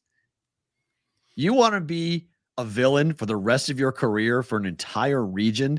You do what Cutter Gauthier did. Good thing they traded him to the Western Conference. Right? So they only got to come in there once. Like, I could have traded him to Pittsburgh, and he would have come in there 4 times a year in a division, and it would have been a complete. I can't believe he said that publicly. Yep. Well, it's a new world, I guess. Although it's not. There's been times, I mean, I'll never forget the first time I heard that, was John Elway when the Colts had the first pick. And John Elway said, I ain't going to Indianapolis. I ain't going to play for the Colts. Or were they still in Baltimore at the time? They might have still been in Baltimore. He said, I'm not going to play for the Colts. Right. I'm going to go play baseball. Yep. And we were all little kids like, wait a second, he can do that? This is crazy. But again, they got Jamie Drysdale and a 2nd-round pick for him. After the game, John Tortorella was asked about the trade. He said, I don't know Cutter from a hole in the wall. I'm not too interested in talking about him. I'd rather talk about Jamie. He's the guy that's coming here. I mean, this went organizational, light the world on fire towards a kid who really played well for Team USA in the juniors and just won the junior tournament. And that you just heard Kincaid say that there was a lot of excitement about Cutter Gauthier playing this season with the Flyers. suspicious, not secretly that they're doing it now, but the Ducks are assembling quite a core True. of Agreed. young scorers. I just looked down and saw that. I was going to say it, and someone in the chat just came in and said it. Who said it? I want to give them credit. Damn it. It just flows sometimes. The chat's really flowing. I apologize. Whoever said that. Oh, there it is. Sweet Lou. Ducks got a crazy, awesome young core. They really do. It's true. It's true. Torts is a good quote too, isn't he? Oh, he's phenomenal. But it's just wild that Cutter Gauthier was this way. Like that. What was it about the Flyer? But what was it about the Flyers that made him not want to go there? Like what was the like what's the issue? I can never really find the main problem as to why he did not want to be a Flyer. But yeah, I mean, this is now they gave up a talented kid though. I mean, the guy that they traded, I mean, it wasn't like the Flyers got nothing for him. Right. You know, Jamie Drysdale was a top pick. So they got a guy who was the fifth overall pick. He wouldn't sign, train, or even communicate with the Flyers. He refused to meet with anyone from the Flyers, including Keith Jones. When they flew to Sweden last month to watch him play. And then he led Team USA to gold medal in the World Championships. Kid wouldn't even meet with the team that held his rights. They flew to Sweden, and he was like, I'm not even talking to you. Where's the kid from? Cutter Gauthier. He's local. He's a US kid, obviously. Put it in the chat if you know. Perrault's looking it up while we go. Where he's from. I'm curious. He is from... I guess he's from Sweden. I thought he played for Team USA. He must have American parents. He's a Swedish-born American ice hockey player. Played for Boston College. Played for BC. Yeah. He's a Boston guy. He's a BC guy. Sean Gauthier is his dad. Okay. Let's see. Where was he born? How did he rep Team USA? That's really interesting. He was Gauthier, son of the pro goaltender Sean Gauthier. Played with the Sharks. He was born during the play. Oh, that's why. Okay. His favorite team was Pittsburgh, by the way. He's a Penguins fan. Growing up, you could have had him. I mean, that's why he didn't want to play for the Flyers. He's a Penguins fan. That's funny. I don't know. That's how he is a U.S. citizen. He was born in Sweden when his dad was playing overseas. Okay. He was raised here. Okay. He's got dual citizenship, so that's how he can. But hell of a player. It's ironic that Kincaid came on and I asked him about that. He talked about that. We have that clip, which nice job getting that clip and playing that during the show. I've been asked why we don't play a lot of stuff like that during the show or whatever. A lot of times, bless you. Thank you. We don't have rights to a lot of that stuff. That's why I can't play clips from other.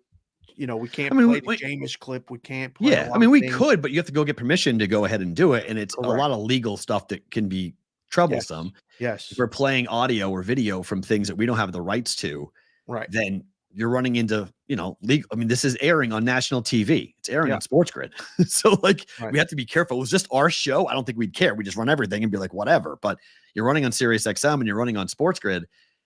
We have to be respectful of those platforms. Yes. And they could get, cease and desist letters saying stop using our stuff. And they'd be like, wait a minute, we didn't. And they're like, oh, Matt and Dave did. So we changed the music on the countdown and we got little warnings. And we're trying to be very respectful of the process as we continue to grow the show. But we thank you guys for being here and understanding that there's a good job by you to get the Kincaid clip. It's an interesting discussion.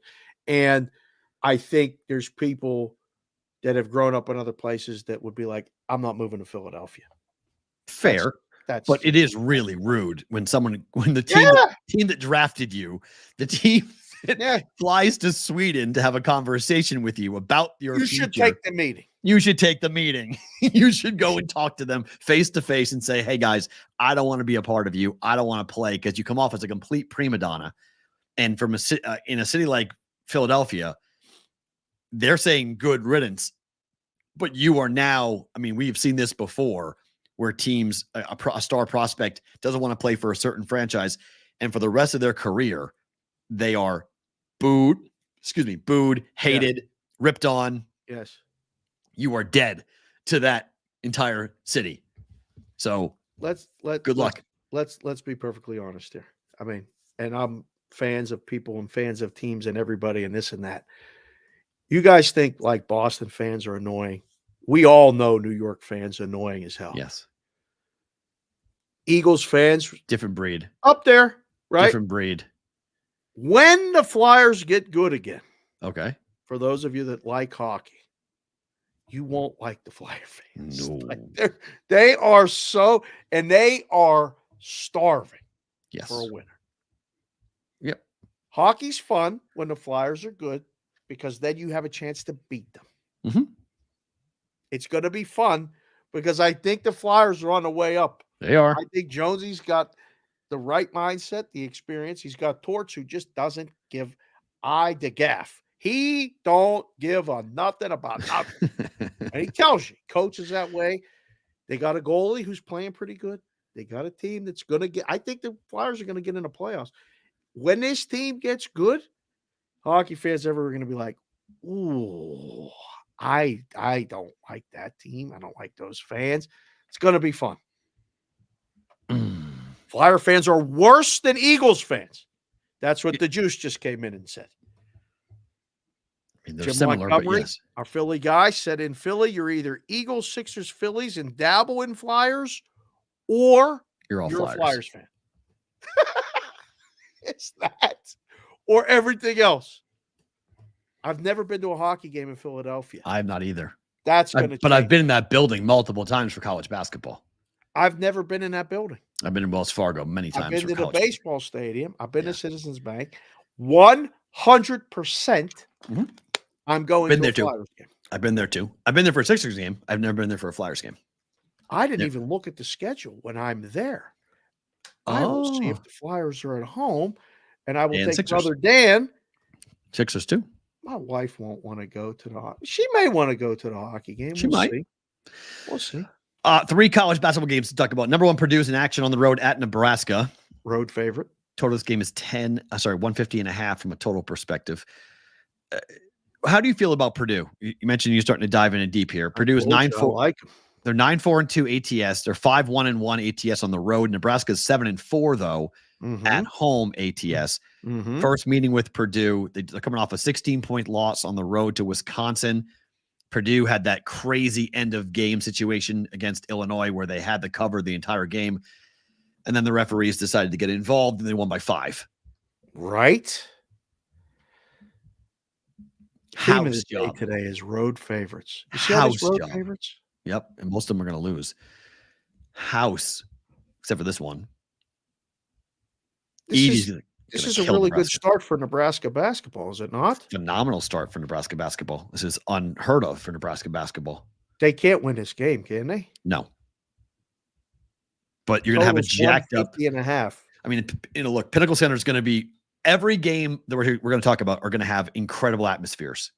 This is going to be a really loud, boisterous crowd. Purdue better be ready. Like this is not going to be an easy place to play. But I think Edie is going to be a monster problem for Purdue. So The only way that Nebraska wins the game, let Edie alone gets hurt. covers, is if they score a ton of points, right? But they don't play fast. That's not how This is the Fred- problem, Fred's not- right? yeah, Styles make Hoiberg- fights. This is a bad spot, I Yeah, think. Hoiberg's not playing like that. He's not playing fast up tempo. I mean, Nebraska lost to what by how much did Creighton beat him by? Creighton beat him by 29. So that type of number I'm expecting tonight. Wow. If Outline it. Well, look what happened. Creighton and Purdue. Purdue is a better version of Creighton. Okay, they both have 7-footers and they both jack threes. Right, but then when they need to, they can go inside to the 7-footer. Correct. And Same thing. baskets. Same thing. That's what happened. That's how Creighton won by 29. So, Kalkbrenner had a huge game. They couldn't guard Kalkbrenner. He fouled out 2 of the bigs from Nebraska. He was, I think he scored, I forget how many points he scored, but he was really effective. He was a real problem. And they hit a ton of threes. Purdue shoots better than Creighton does, and they have a better big. So, Right. they're just a better version of the Jays, and the Jays went in there and won by 29 points. I don't think this game is close tonight. I think Purdue wins the game relatively. I just hate laying 7.5 points on the road. I'd rather wait in game and see if I can get like 4 or 5 early. Nebraska keeps us close first half, or is this Maybe. a blowout right from the start? I think ultimately I would expect a double-digit win for Purdue, but I don't know how fast the game gets out just because both teams are going to play slow. Right. So the possessions aren't going to be super fast and quick right away. I'd be a little concerned. Did you look at Ken Palm by any chance? I did. What is the Purdue number?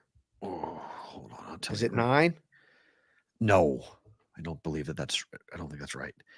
The Purdue number is. You're right. It is 9. Yep. Ken Palm is at 9. Still got it. So why is it 7.5? It's too high at 9. You know which way you're going to get the bets. That's why I would say. Aren't you okay with that if Purdue's going to kill him? That's why the line's 7.5.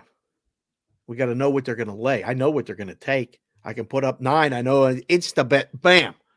If Ken Palm says 9, the power ratings probably say 9, just under 10. We can't put it at that because, boom, we know we're getting that bet from the bad guys. So we put 7.5, see who's laying. Ain't nobody laying. The line's painted 7.5. There's not one, shockingly, there's not one book in the world, not one, that think this line could be 8 or 7. Someone in the chat's asking strength of schedule. Nebraska has the 230th toughest schedule in the country. In case you're curious, Purdue is the 5th toughest. Sorry, third toughest. Excuse me. Purdue Purdue played is 3. some teams in the out of conference. Yeah, Purdue is 3. They're third. Nebraska did not. No. So, and the one they played like Creighton, they got killed. So I don't know. I like Purdue by 10 tonight. Houston on the road at Iowa State. I am wearing the Cyclones hat today for this game. you have a Cyclones hat? Thanks to our friends in Indiana, I do. That's an Addison special right there. Addison sent that. He mailed that to us. So yes, I have an Iowa State hat. Wow. Put Yep. that on the bingo card. I didn't see that one coming. That's right. He So asked that the other day when we were doing a show. Why do you wear the Cyclones hat? So now I know. So you got a Cyclones hat. You like him? the Cyclones tonight? Outright money line. Suspiciously low line, no? It's crashed. I got 3.5 tonight last night. Yeah. This is one of those ones. Houston's the number 2 ranked team in the country. Number 1 in KenPom. 5-point win on KenPom. So you tell me. KenPom says 5-point win. Why is it number 2.5? Well, because it was 3.5. It was 4. It was. I was 4. going to say some places said 4. Oh, put up 4. KenPom's got 5. Put it just under. They got the number they needed. How many times do you see a ranked team, let alone a high ranked team, first, second, third, short favorites on the road? This is one of those ones. I'm telling you, seen it for decades. People coming in today or betting on the app and going, this is the they're fishing for you to go and take Houston. I scanned the board this morning before I did the Wager Talk show, and I looked and I was like, Houston minus 2.5. What? And I just glanced at the numbers. I haven't done the work. Right. I haven't done anything. It's a buy low spot on Iowa State. Okay. So Iowa State lost to Oklahoma on the road by they're getting beat badly. They came back in the second half, but it's a bad loss to Oklahoma by Iowa State. Yep. So you're getting a good buy low. This is the first game on the road for the Big 12 schedule for Houston. They've played one game on the road against Xavier. They won the game by 5. Every other game they played has been either neutral or at home. So their numbers on defense are stupid. They're number 1 efficiency defensively in the country. They're number 1 effective field goal percentage defensively. They're number 1 in turnover percentage. They're number 4 in 3-point defense, number 1 in 2-point defense, number 1 in block shot percentage, and number 1 in steals. Under. Oh, I mean, because Iowa State is 5th best efficiency, 52nd in effective field goal percentage, 2nd in turnovers, 10th in 2-point percentage, 2nd in steal percentage. Yes, but the number is so damn low, I couldn't bet it. Like, it's low. 132 is low. It's under. I'm telling you right now. Oh, wow. What? Just click refresh on the board. It's painted 129.5 right now. So literally moving as we speak. I get Guys, it. if you're watching the show live, you've missed the first number. I don't know if I'd advise betting under 129.5. I couldn't bet under 132.5. I couldn't bet under. That's too Well, low. That's gone. so low. Bye-bye. It's a Big Kaput. 12 game. I mean, Wow. I know it's Houston, but it's Hilton Coliseum, man. This place is going to be bumping. You want to watch a fun college basketball tonight? Watch this game. This game's going to be awesome.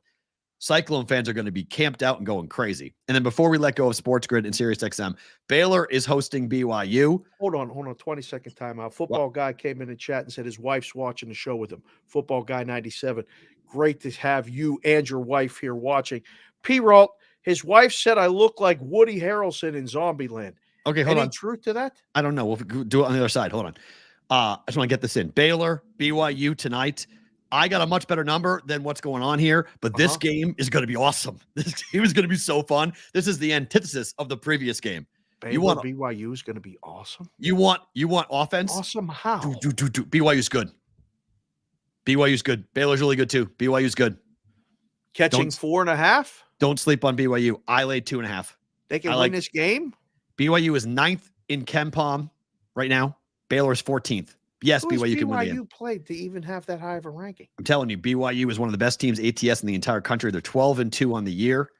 They haven't beaten a ton of teams, NC State, Arizona State, San Diego State, but they're 12-2, top 10 team. Good game here. Thank you, Sports Grid. Thank you, SiriusXM. We are back tomorrow, as we always are, replayed overnight with you guys. We are live on YouTube and Twitter. Do not move. More on the college basketball slate during bonus time.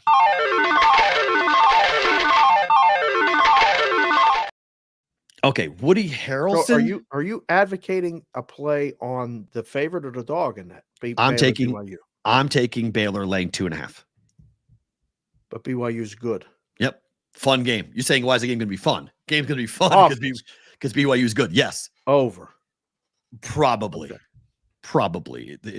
Probably. I mean, it's a game in probably the upper 70s, lower 80s. Pace of play. What stinger did you hit us all with yesterday that blew out Whitrock's car speakers? Which was proxy service? Proxy service. One we don't do all that often. Baylor pace of play for BYU is 111th. Baylor is 189th or 83rd, but they score. I mean, they scored 70 against Duke, 88 against 64 against 60. Wow, so it's just 64 against Michigan State. That's a bad loss for them to lose to Michigan State like that. They got killed, but they're at home. And home games, Waco's going to be on fire tonight. It's going to be fun. This is a really good to go from college football into this college basketball slate tonight is awesome. There's some good games. You didn't even mention Duke and Pitt. Not a good game. Not a good game? It's only 5. Not to me. I watch Pitt. Pitt has no offense at all. They can't score on anybody. I mean, I watched North Carolina beat Duke. I expect Pitt to lose that game and not cover. You got the kid tonight, by the way? Nope. Oh, I do. It's Tuesday. I do. Yes, Tuesday. I do. It's Tuesday night. Yes, I do. Forgot about. Yes, I do have many tonight. Thinking about bolting down to UNLV. Why that game? UNLV. That's not a good game at all. What are you talking about? No, let's go watch a San Diego State game. Let's go watch a New Mexico's -2 and its total is 151. Yeah. No. It's not. I mean, won't be entertaining. It might be. I think I don't know. UNLV is sort of an enigma right now. So hard. Football guy 97. Mrs. Football guy 97 said I look like Woody Harrelson in Zoolander. In Zoolander. Or no, in Zombieland. Thank you. Zombieland. Zombieland. Okay, I was like, it's our first time watching the show. Much different. We need to bring up the female audience. So thank you very much for that. Just watching the show. I've been told I look like Woody Harrelson for 15 years. You do a little. So, we'll have to find a picture of Woody Harrelson in Zombieland and me with this hat on and see what I think that's why. I think it's probably the hat, but is it? I don't know. I never saw the movie Zombieland. Gosh, it's a long time ago. I mean, like a long time. What year did Zombieland come out? Put it in the chat. I don't know. Zombieland came out in Zombieland. Let's see. Zombieland came out in 2009. Right. Okay. So it was a while ago. So how was I doing in 2009? Hey, is that you? Cowboy hat. Is that you? I don't know. I got to get a cowboy hat. I don't know if that's you or not, but kind of. I mean, maybe. I don't know. Mikey, awesome. Do your work. Right. Yeah, there. there you go. Yeah, you can throw that together and Right. can roll with that if you want. Yeah. Okay. Ja Morant is out for the year. Shoulder Bummer. surgery. Team was 6-3 without him. The only NBA game really worth talking about is Memphis at Dallas tonight. Without him, they sucked. They only won 3 games without him. 6 games with him this season. We were just talking about this with the lip about Memphis and how what the injury was. We talked about it on the show. Like, what's wrong with them making the spot in the playoffs and all this other stuff. Is all that talk out the window? Forget about just tonight. Like, is that done? I think they're punting on the entire season. Oh, what? Already? Yes. They're shutting him down. He's having full-blown surgery on the shoulder. Like, this is about getting him. We were sitting there at the Superbook. I saw him on the screen. He was in a sling. Yeah. I'm like, why is John a sling? We didn't even know. Right. Well, now we know. I think it's probably one of those things where he probably could have rehabbed it and got back and played. But I think having surgery, ultimately, he would have had to have a labrum surgery. So the problem with that, I mean, I've had it, is until you fix it, it keeps on slipping out. Oh. So you keep on, having your shoulder in the more and more times it pops out, the worse it gets and the more likely it is to keep on. So you're wearing a brace and it takes away your ability to drive and get, absorb contact and whatnot. So that's Ja's game. So I get why you weren't going to make the playoff early anyway. So shut it down, go get a top 5 pick. Season over. Put the dark glasses on for the medical portion of the show when Dr. Perrault starts giving you the explanation of the labrium and all this other stuff. I did it. I mean, it sucks. I had it. It's really a pain in the ass. I lost I injured it first, put it back in, popped out 2 more times. Then I had to have surgery. Put it in, popped it out twice, put it in. I just saying that alone, I almost giggled out loud. Yesterday, you went lip dick on everything, and today you're popping things in and pulling it out twice. Listen, that's probably not a bad way to go. Probably not good for the labrum, but other things, that's okay. You don't like any of the other NBA today? Portland, New York, no appeal. The Knicks are playing really good, laying a gigantic number. Minnesota, Orlando, nothing. Sacramento laying a gigantic number at Detroit. That's interesting to you? Watch Detroit lose again? Detroit's going to cover that number, no? I mean, maybe. I will not watch a single second of NBA basketball tonight. Yeah, I'll be on Sports Grid later, and I sent Jack a quick note like Toronto Lakers, maybe. I mean, how bad are the Lakers? Bad. I think that's that's the only game. I think first thought though, Memphis covers the number. It's a big number. It is. It's a big number. We got full complement of Dallas. I'd wait to see who's in for Dallas. Right. If we get Cade Cunningham is out. Thank you, DeJuice. This is why. Pre-game NBA betting, man, you feel like you're really just throwing the dice. Yeah. By the way, our friend Evan Abrams from Action Network has tweeted out, Steelers have played without TJ Watt for 11 games recently. Pittsburgh is 1-10 straight up and 4-6-1 ATS. So not good without TJ Watt. How many games? 11. How many did they win? 1. Shit. So, there are 4 games that are very on the flip side, hockey is good tonight. Good card. Top team in the NHL, the Winnipeg Jets, which is weird to say, but it's true.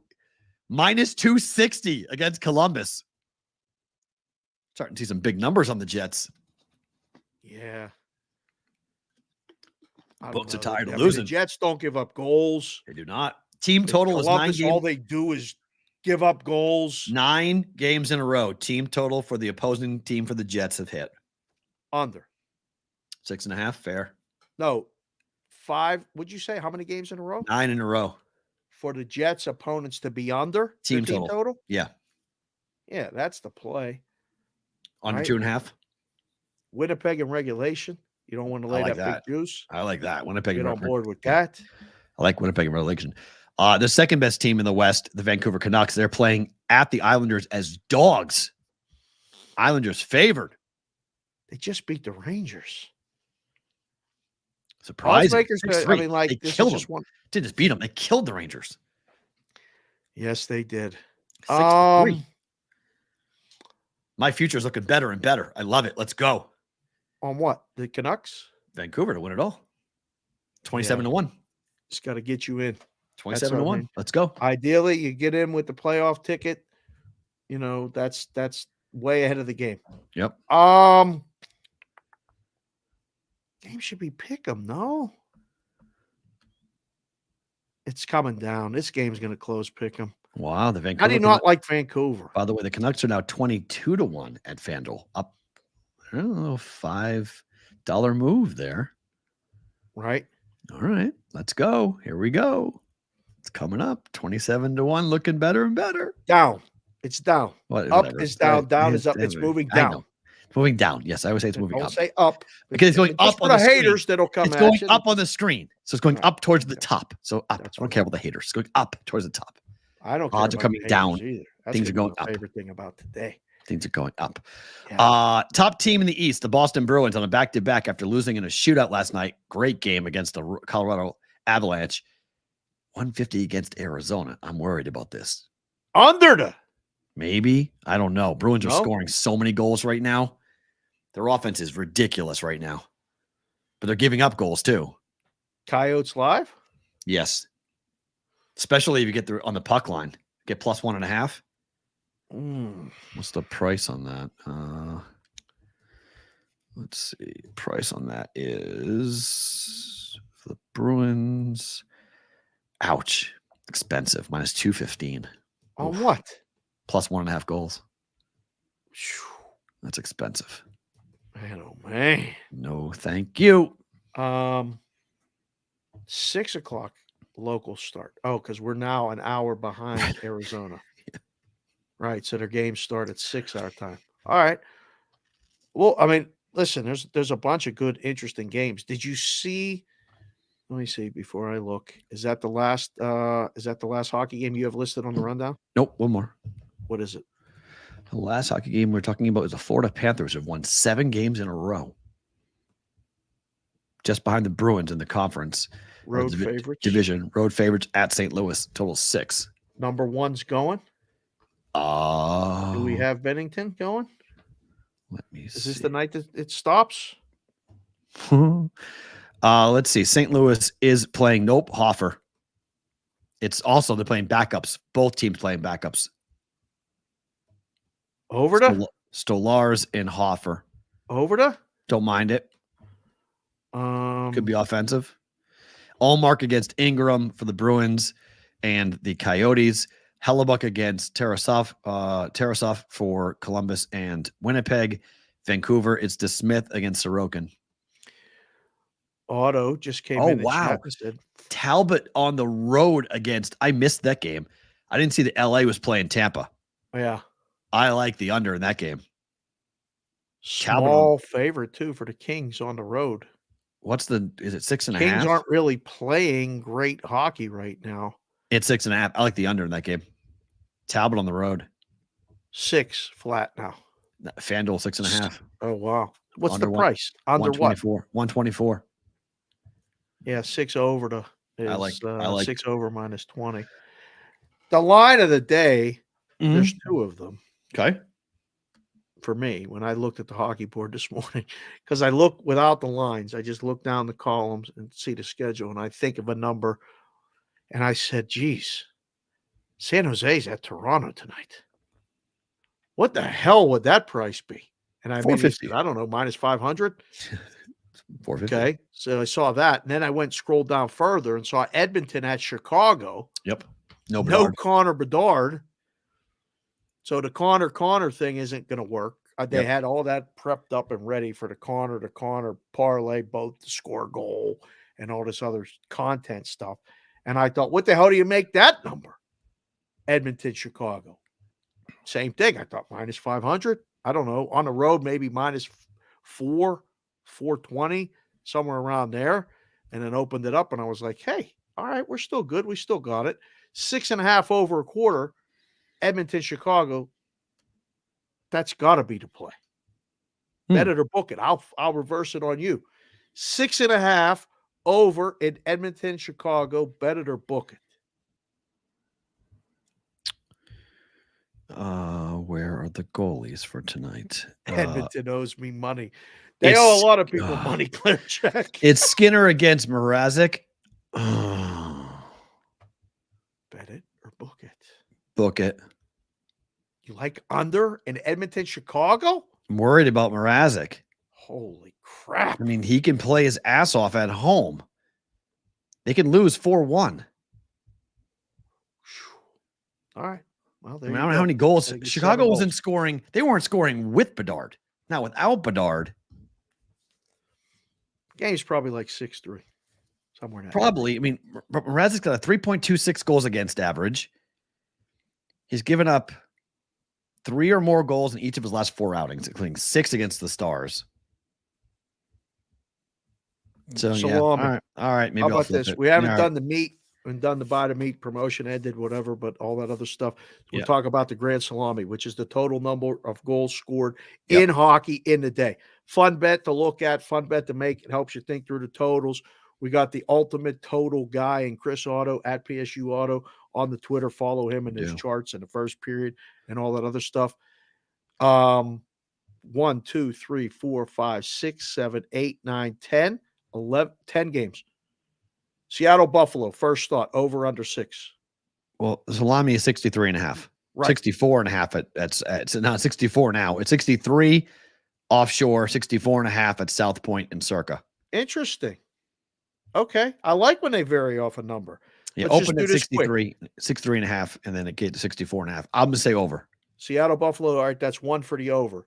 Kings and Lightning, 6 flat, 6.5 under.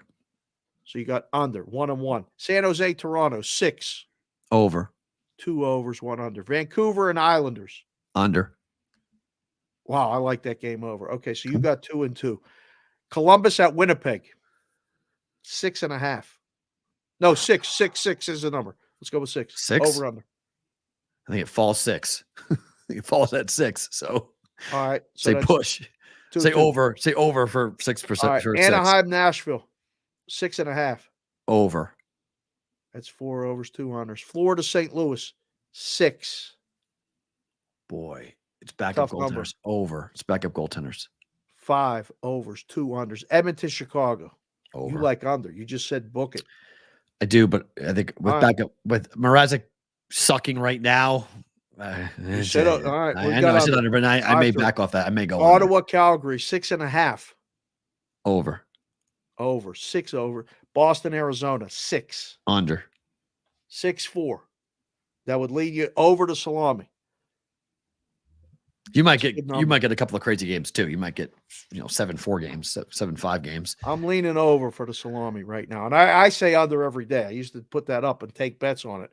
We would only take over bets and we would win more than we would lose. Right. Nobody bets under, but I'm leaning over today on the Salami. I would agree. Time for better to book it.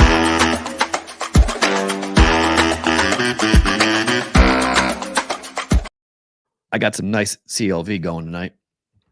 The volume of that stinger is perfect. Yep, I agree. It's nice. It's loud. It's there. It's nice.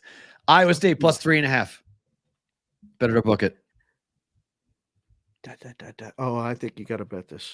Okay. I mean, you missed the number. What do you mean? I got the best number. You got the best number, but like we're telling people now. And I'm just. But these are my numbers. I'm saying what I bet. This is the number I bet. Okay. Not what the number is now, but this number that I bet. This is where we're doing better to booking. These are my bets. So do you like it? Yes or no? Yeah, bet I see bet this. Yes. Okay. Baylor minus 2.5 against Baylor BYU. Minus 2.5. Yeah, I don't understand the. I mean, you made a case for BYU, but I like this too. Bet it. It's 4.5 now. So yeah, that books win those games too.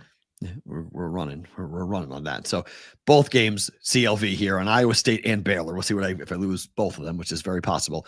And then finally, K-State at West Virginia. I'm laying the 1.5. I was on the phone with B. Howe this morning, asking him specifically about this number. This makes no sense to me. This is low? No, this is over. This is suspiciously low. I said to him, tell me why K-State is only 1.5. And he did. They chuck threes a lot. Who? K-State. A lot. They don't shoot them well. West Virginia coming Is off a awful. bad loss, right? They suck. Terrible. They're going to win tonight. This is one of my favorite fades of the year. Yep. I say it's possible. book it. It's home, but K-State, I don't think West Virginia should be this low. I don't think they should be catching. It should be 3. It opened at 3. It was bet down. I get why. K-State's, I mean, they chuck threes. I don't think that's a great handicap because I got to see 3 points. Look at their percentage. They have the third highest or number of shots or whatever they put up. I don't know. He gave it to me and I didn't write it down because I was out walking around. They don't shoot them good though. No, they don't. But they're 99th in the country for 3-point attempts per game. I mean, it's not like they shoot a lot of threes, but like their 2-point percentage is really good. They're 51.5%. It's 139th in the country. K-State's offense. Right. I mean, West Virginia, Ken Pom has this as a 3-point win, which is what the number was when it opened. Right. And talking about, West Virginia's offense is so fucking bad. It's amazing. They're 307th effective field goal percentage. They're 318th 3-point percentage. They're 286th in 2-point percentage. Yep. They're horrible. And K-State's defense is really good. They have the 34th best adjusted efficiency. Nah, man, I don't see this at all. Like what's the total? Ooh, it's low. The total is, let me see. I didn't. K-State, West Virginia, 140. Yeah, it's 141. Yeah, in between. I'm not backing West Virginia ever. Okay, you can't convince me to back a West Virginia team that has lost to Houston by 30. That's going to happen to some teams. Okay? Lost to Ohio State. Lost to Radford at home. I was on Radford in that game. Yeah, that was a good play. They lost, but they lost to UMass. They lost to Pitt. They lost to St. John's. They lost to Virginia. They lost to SMU. They lost to Monmouth. And that was, I know you could say, Matt, they had players who were suspended, but with the players back, they've lost 3 of the 4 games that they have lost since they got the players off suspension. Yep. Like this is not a team that's playing well. Their only wins against Toledo, and it was at home, and they won by 10. The line is only 2. This is either going to be a really interesting mistake by odds makers. 1 bucket. If this line was 3.5, okay. It's 1.5 too. No, the move's on West Virginia. The move is the sharps are on West Virginia. It's opened at 3. It's down to 1. No, I laid 2. It's paying it's back up. Okay, it was 1 this morning. Yeah. So the money came back on K-State, but it was 1 this morning, and I laid 1.5 last night. I'll be the book guy here, and I'll say book it. And I'll say West Virginia covers or wins. I mean, obviously they win because it's 2 points. So 1.5. Can't. This is going to be a fun game to watch. West Virginia is just. Time's that game 4:00. Oh, geez, I'll probably be the only person watching that game. I'll be on Sports Grid, and Wetzel and I will be talking about NFL playoffs and be like, wait, I'm watching K-State, West Virginia here. Yeah. Hold on. They're 3-7 over the last 10, 1-4 over the last 5 ATS. K-State's 3-2 on the road. They beat Central Florida by 25 points in their last game. They've won 3 games in a row, and they've won 1, 2, 3, 4, 5, 6, 7, 8 of 9 straight up. Whoa. Yeah. This is, I saw this number last night. I was like, I may end up being wrong.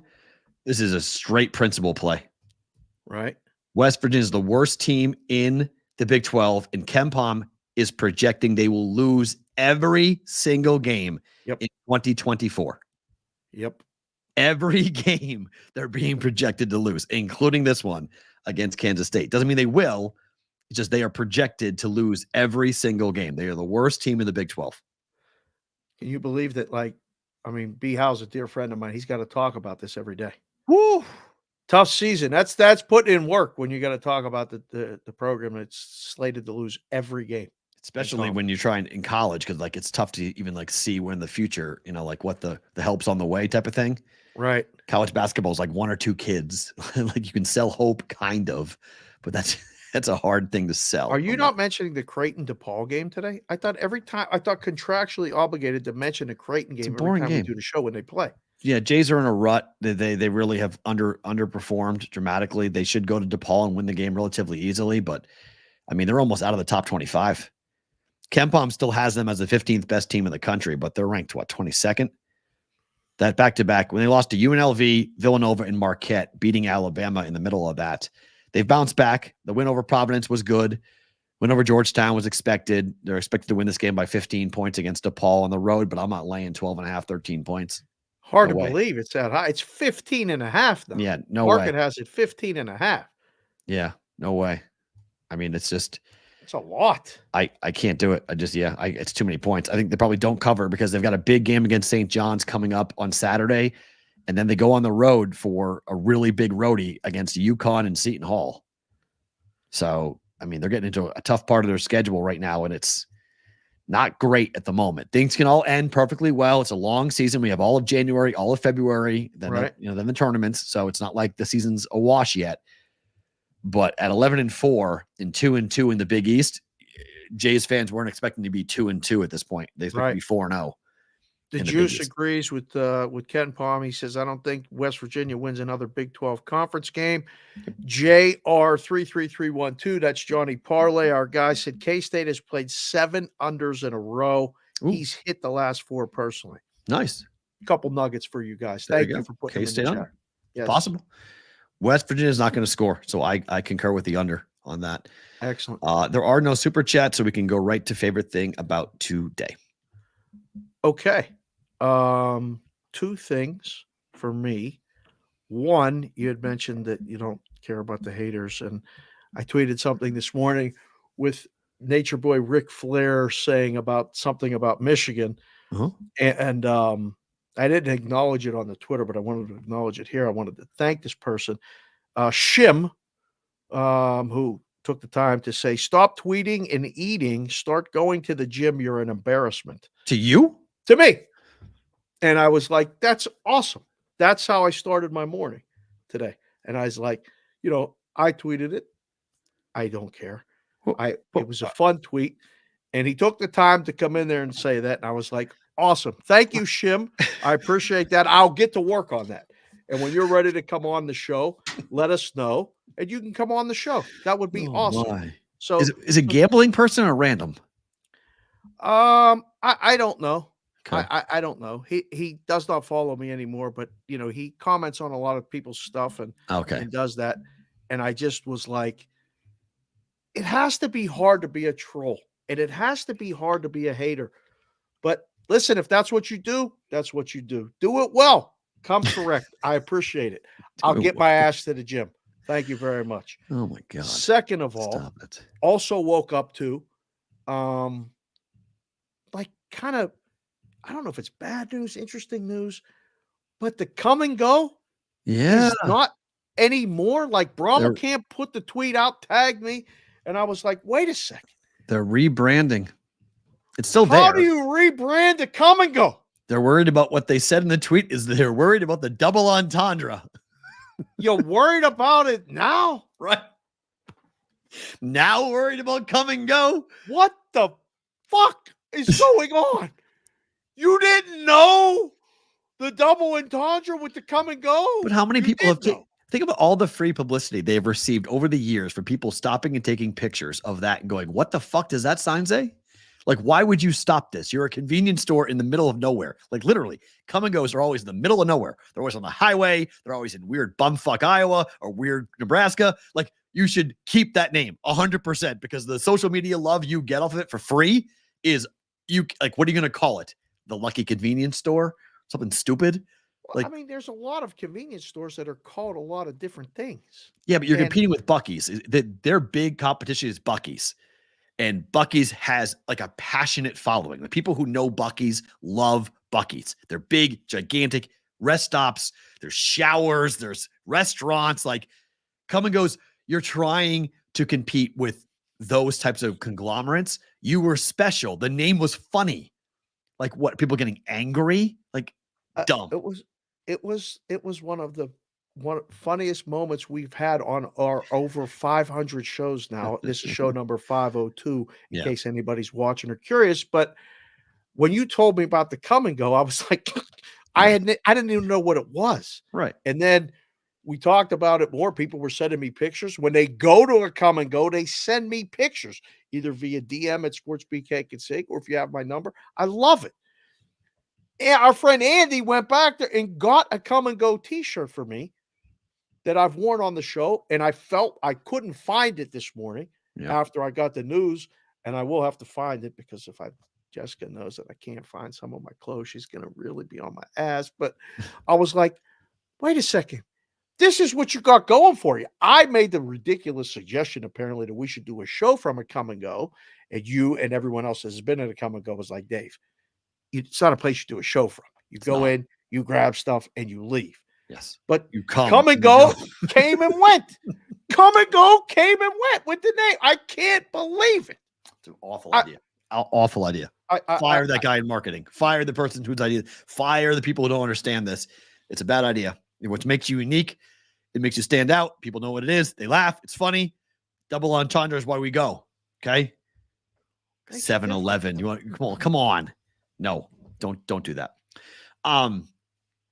My favorite thing about today has not necessarily happened yet, but the potential of it happening is amazing.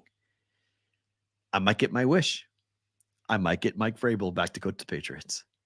The Tennessee Titans. I was going to wear a Titans hat, but I wore this instead because I was like, you know what? I haven't worn this hat yet on the air, and I'm pulling for the Cyclones to win their game tonight, so I'll wear the Cyclone hat.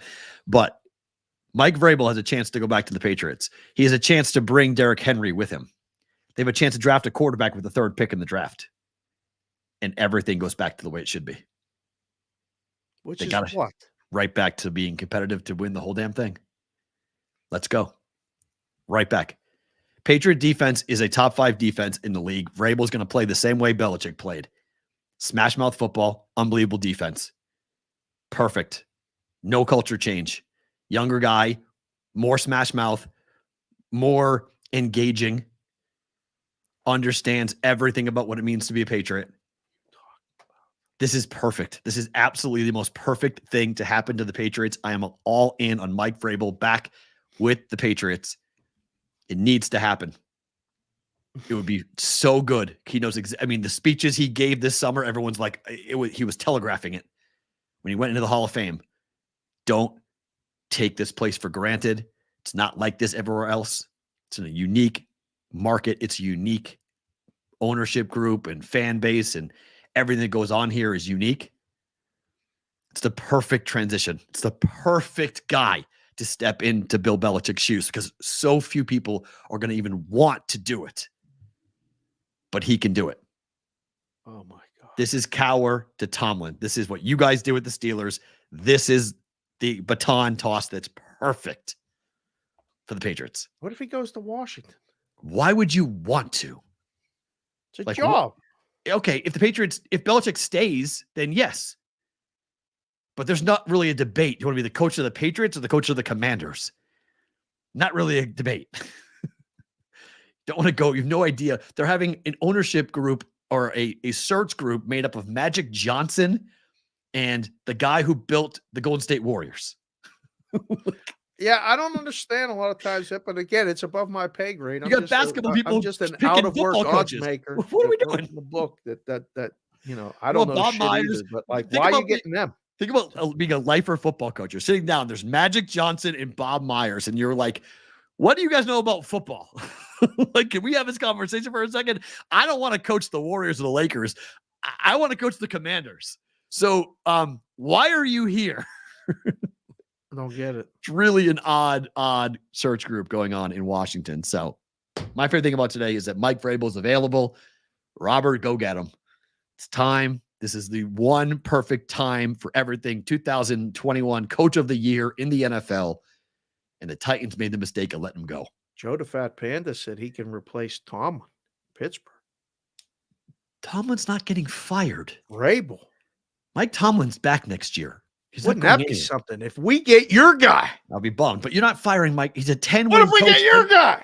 10-win coach in the playoffs. It would be the Rooney family doesn't fire coaches in season. Not firing Mike Tomlin. Completely out of character. Not happening. Get our The guy. irony in that would be tremendous. Could you imagine if we get Derrick Henry to go and follow Vrabel and bring Derrick Henry? We draft a quarterback with a 3rd pick in the draft. We go spend. We have so much money in free agency. Go find wideouts to come in and help Jaden Daniels. Go get a tight end. Go get a couple of wideouts. Defense is good. Defense is We good. got to change the name of the show. It can't be the Bostonian versus the Let's Bookies. go. People keep asking us to change the name of the show. We ain't changing the name of the show, but we should, because that would maybe make you not talk about the Patriots right now I'll always talk on about the Patriots. cusp of the NFL playoffs. Right. It's great. The But worst we're season not there ever. yet. We're not there yet, but it's perfect. This is the perfect transition. This is exactly what is supposed to happen. This is the universe lining everything up. Just got to go and connect all the dots. See what ends up happening. But Hall of Fame guy coming back. This is DeMeco Ryan with Houston, rookie coach or rookie first-year coach with a rookie quarterback. You're going to have a pick. He can pick the quarterback. It's going to be great. CBW came in just now. This is how we send off the show. Bo Nix. Yeah, plus he keeps on Henry.